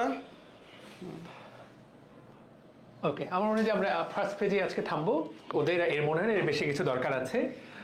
যাই হোক, ওরা অনেকক্ষণ কষ্ট করে শুনলো, কিছু জিনিস বুঝতে পারার কথা, কিছু জিনিস মাথার উপর দিয়ে চলে যাওয়ার কথা। এবং আজকে তো এখনই এত কিছু তোমার জানার দরকারও নাই, কারণ তুমি এই জিনিসগুলো প্র্যাকটিক্যালি নিজেই এইগুলো ডিল করবা। তারা আছে একটু, ওকে উইল ফিনিশ ইট। ওকে, ঠিক আছে, ধরো তো এক সেকেন্ড, পিৎজা আসছে, তোমাকে 10 মিনিট দাঁড়াতেই হবে। চলে আসছে, হয়তো 2-5 মিনিট লাগবে। ওকে, তো ভাইয়া হিমেল ভাইয়াকে নিয়ে আসেন ইংলিশ কোর্সের জন্য। হিমেল ভাইকে, হিমেলকে ইংলিশও পড়াচ্ছে নাকি? হিমেলকে আমি জানি না, যাই হোক, ও মাহাদি বলছে, I have no idea about that. আচ্ছা, জানি না। আচ্ছা ফাইন, মেডিকেল ইংলিশের জন্য আলাদা কোনো কোর্সের দরকার নাই, এমবিবিএস এইটা পাস করার জন্য কোনো কোর্সের দরকার নেই। তোমার দরকার যেটা, সেটা হলো জাস্ট একটু ডেডিকেশন। যাই হোক, আমি আর 2 মিনিটে তোমাদের বাকি আলোচনাটুকু করব। তো তুমি এমবিবিএস লাইফ শেষ করবা, এরপরে ও কিভাবে শুনতে পারলো পিৎজার কথা? তোমার মাইক থেকে। আচ্ছা, আমি তো মাইক বন্ধ করে পিৎজার কথা বললাম, এই শুনে ফেলছে ওরা, শুনে ফেলছে। আচ্ছা যাই হোক, ঠিক আছে, দ্যাটস ফাইন। আমি তোমাদেরকে যেই কথাটা বলতে চাই, যেটার জন্য আমার সাথে কিন্তু তোমাদের সেশনে সরাসরি দেখা হচ্ছে না, সেশনে এই মহান ভাইয়া আপুরাই তোমাদের সেশন নিবে। আমি জাস্ট যেটা শেষ করব সেইটা হলো যে কোনটা তুমি যখন এমবিবিএস লাইফ শেষ করবা তো তখন তোমার জীবন কি হবে সেই বিষয়ে জাস্ট 1 মিনিট বলে আমি আজকে আলোচনা শেষ করে দিব। তো প্রিয় ভাই ও বোনেরা, আচ্ছা এটা ছবি কয়েকটা দেওয়া, ঢাকা মেডিকেলের সার্জারি বিভাগ, এই সেই। যাই হোক, তো এখন যেটা গুরুত্বপূর্ণ কথা, তুমি এমবিবিএস শেষ করলা 2031 সালে। একটা ছোট্ট জিনিস খেয়াল করো, তোমরা 5000 জন এবার মেডিকেলে চান্স পাইলা, আবার 5000 জন কিন্তু প্রাইভেট মেডিকেলে ভর্তি হবে। তো ওরাও কিন্তু 5000 জন আলটিমেটলি তোমরা 2 জনেই কিন্তু 10,000 জন ডাক্তার হয়ে বের হবা 2031 সালে। খেয়াল করো, আগামী 6 বছরে 60,000 ডাক্তার বের হচ্ছে। গত 10 বছরে 1 লক্ষ ডাক্তার বের হয়েছে। ভাইয়া, বাংলাদেশে এত ডাক্তারের, ওই ছোটবেলায় আমরা লিখতাম যে 83,000 মানুষের জন্য একজন ডাক্তার, ভবিষ্যতে যা হবে একজন মানুষের জন্য 10 জন ডাক্তার। পরিস্থিতি এখন তাই দাঁড়াইছে। 83,000 মানুষ তো একসাথে অসুস্থ হয় না রে ভাইয়া। ভবিষ্যতের পরিস্থিতি খুব কঠিন হতে যাচ্ছে, খুবই কঠিন হতে যাচ্ছে। সেই জন্য ভবিষ্যতে অনেক ডাক্তার থাকবে। একসময় বাংলাদেশে ডাক্তারের অভাব ছিল, ভবিষ্যতে বাংলাদেশে ডাক্তারের অভাব থাকবে না, বরং ঢিল মারলি ডাক্তারের গায়ে লাগবে, এরকম পরিস্থিতি তৈরি হতে পারে। সেই জন্য তোমাকে ভাইয়া শুধু ডাক্তার হলেই হবে না, আসল চ্যালেঞ্জ হলো জাতের কোয়ালিটিফুল ডাক্তার হওয়া। এটাই আসলে লক্ষ্য হওয়া উচিত। আমি জাস্ট আমার কাহিনীটা তোমাকে বলি। আমার লক্ষ্য ছিল মেডিকেলে চান্স পাওয়া, ঢাকা মেডিকেলে চান্স পাওয়া। That was my dream of my life. যেদিন আমি চান্স পেয়ে গেলাম, আমি টোটালি এইমলেস হয়ে গেলাম, মানে আমার কোনো ড্রিম নাই। পোলাপান যেগুলো খুব আতলামি করতো আমার চারপাশে, আমি এ ব্যাচে ছিলাম, আমি জাস্ট এদেরকে দেখতে পারতাম না দুই চোখে। দেন সর, এত পড়ালেখা, এত পরিশ্রম করে পড়ালেখা করে চান্স পাইলাম, এরা এখন এসব শুরু করছে। ওই কোন মার্জিনে কোন মাসেল অ্যাটাচমেন্ট, ম্যাডাম এটা কি বলবো, মানে আরে ভাই তুই তো বুঝলেই হচ্ছে এখানে একটা মাসেল আছে, এত সূক্ষ্মভাবে যাওয়ার কি দরকার। তো আমার প্রথম 1 বছর আমি জাস্ট একদম বিন্দাস চিল লাইফ লিড করি। ওই পরে সেকেন্ড টার্মে যখন দেখলাম যে একদম পেছন থেকে এসে পোলাপান প্লেস করে চলে যাচ্ছে, তখন আমার ইগোতে একটু হার্ট হয়েছে, না এটা এটা এটা এটা মেনে নেওয়া সম্ভব না। মানে শুধুমাত্র ওই জন্য, মানে পড়ার ভালোবাসার জন্য আমি পড়ালেখায় ফিরে আসিনি। থার্ড টার্ম থেকে আমি পড়ালেখা শুরু করি, তারপর থেকে আর ওই ট্র্যাকটা থেকে কখনো বিচ্যুত হই নাই। তো তোমাদের মধ্যে অনেকে এরকম ট্র্যাক বিচ্যুত হয়ে যাবা। আমি ধরে নিব ক্যাম্পাসগুলোতে আর আগের মতো ছাত্র রাজনীতি থাকবে না। এটা কোনোদিনই কোনো কালেই কারো জন্য ভালো কিছু বই আনতে আমি এই পর্যন্ত দেখিনি। সত্য কথা, এই এমবিবিএস লাইফে রাজনীতি করে খুব উল্টাই ফেলছে জীবনে। অনলাইন হবে, হ্যাঁ, এইটা এই জীবনে আমি দেখিনি। তো আমি তোমাদেরকে বলবো যে তোমাদের বাবা মা তোমাদেরকে বড় করেছে ভাইয়া বাংলাদেশের সেরা ডাক্তার হওয়ার জন্য, ভালো ডাক্তার হওয়ার জন্য। আজকে দিন মোহাম্মদ স্যার অবসরে চলে গেলেন, ঠান্ডা লাগছে না? আজকে দিন মোহাম্মদ বাংলাদেশের তোমার আব্বু আম্মু দেখবা যে তোমার এলাকায় নাম জানে, দিন মোহাম্মদ, কাজী দিন মোহাম্মদ, উনি আজকে অবসরে চলে গেলেন। একজন নক্ষত্রের বলা যায় যে শেষ হয়ে গেল। তোমার বাবা মা চায় তোমাকেও সবাই এইরকম এক নামে চিনবে, সেইটা হওয়া, দিন মোহাম্মদ হওয়া কিন্তু একদিনের বিষয় না। তোমাকেই শুরু থেকেই ডেডিকেটেড থাকতে হবে। আমি তোমাদেরকে বড় ভাই হিসেবে শুধু এইটুকুই বলবো, তুমি যদি এমবিবিএস লাইফে পড়ালেখায় ফাঁকিবাজি করো, তুমি পোস্ট গ্রাজুয়েশনে যদি উল্টায়ও ফেলো, আমি বলছি দিস ইজ টাফ, খুব ভালো করা, দিস ইজ টাফ, কারণ দিস ইজ বেসিক। ওই বিল্ডিং এর তলাটা তোমাকে এই সময় গাড়তে হবে, পরে 10 তলা বানাবা, 20 তলা বানাবা, এইটা পরে কিন্তু হবে না। ফাউন্ডেশন পিলার ভাইয়া এখনই গাড়তে হবে।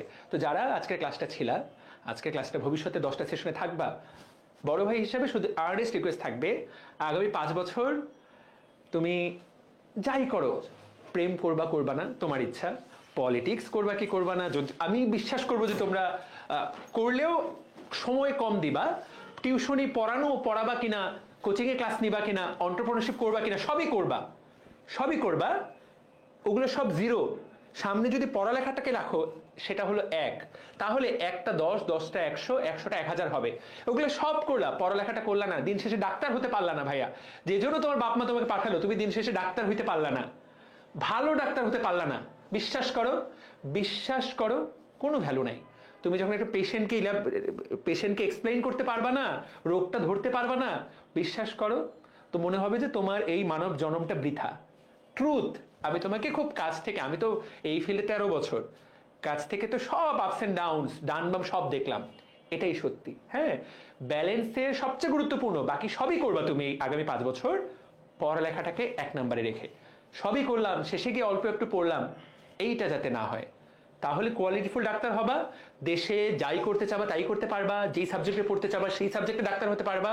তুমি যদি মনে করো তুমি বিদেশে চলে যাবা, পরীক্ষাগুলো ইজিলি ক্র্যাক করতে পারবা যারা এমবিবিএস ভালো করে পড়ে। যারা এগুলোতে ফাঁকি দেয়, পোস্ট গ্রাজুয়েশন লাইফে ভালো করা তাদের জন্য আসলেই কঠিন হয়। এটাই আলটিমেট ট্রুথ। তো সবাইকে আমি বলবো, এখানে জারিনের, বিরু এবং আয়মানের ক্লাসগুলোতে তোমরা উপস্থিত থেকো। আগামীকালকে ফাহাদ ভাইয়া নিবেন ক্লাস, ফাহাদ ভাইয়া অ্যানাটমি কিভাবে পড়তে হয় খুব ক্লিয়ারলি বুঝিয়ে দিবেন। তারপরে বাকি ওরা 3 জন তো আছেই, সেশনগুলোতে থেকো, লাইভেই থাকার চেষ্টা করো, তাহলে কোনো কনফিউশন হলে ক্লিয়ার করে নিবা, ঠিক আছে? সো তোমাদের আর কষ্ট দিব না। সেশনটা তোমাদের কেমন লাগলো আমি একটু পরে একটা পোস্ট দিব। আর কি তোমরা আমাদের কাছে আর কিছু চাও কিনা? আচ্ছা, কালকের ক্লাসে কিন্তু একটা গিফট থাকবে, ফাহাদ ভাই তোমাদের জন্য গিফটটা দিবেন, অনলাইন গিফট অবশ্যই, কিন্তু কালকে ক্লাসে যারা থাকবে তাদেরকে আমরা গিফটটা দিয়ে দিব, বা তোমাদের এই গ্রুপের জন্য এই গিফটটা। তো সেই পর্যন্ত সবাই ভালো থাকো, সুস্থ থাকো, সবার জন্য অনেক ভালোবাসা, অনলাইন ভালোবাসা। আসসালামু আলাইকুম।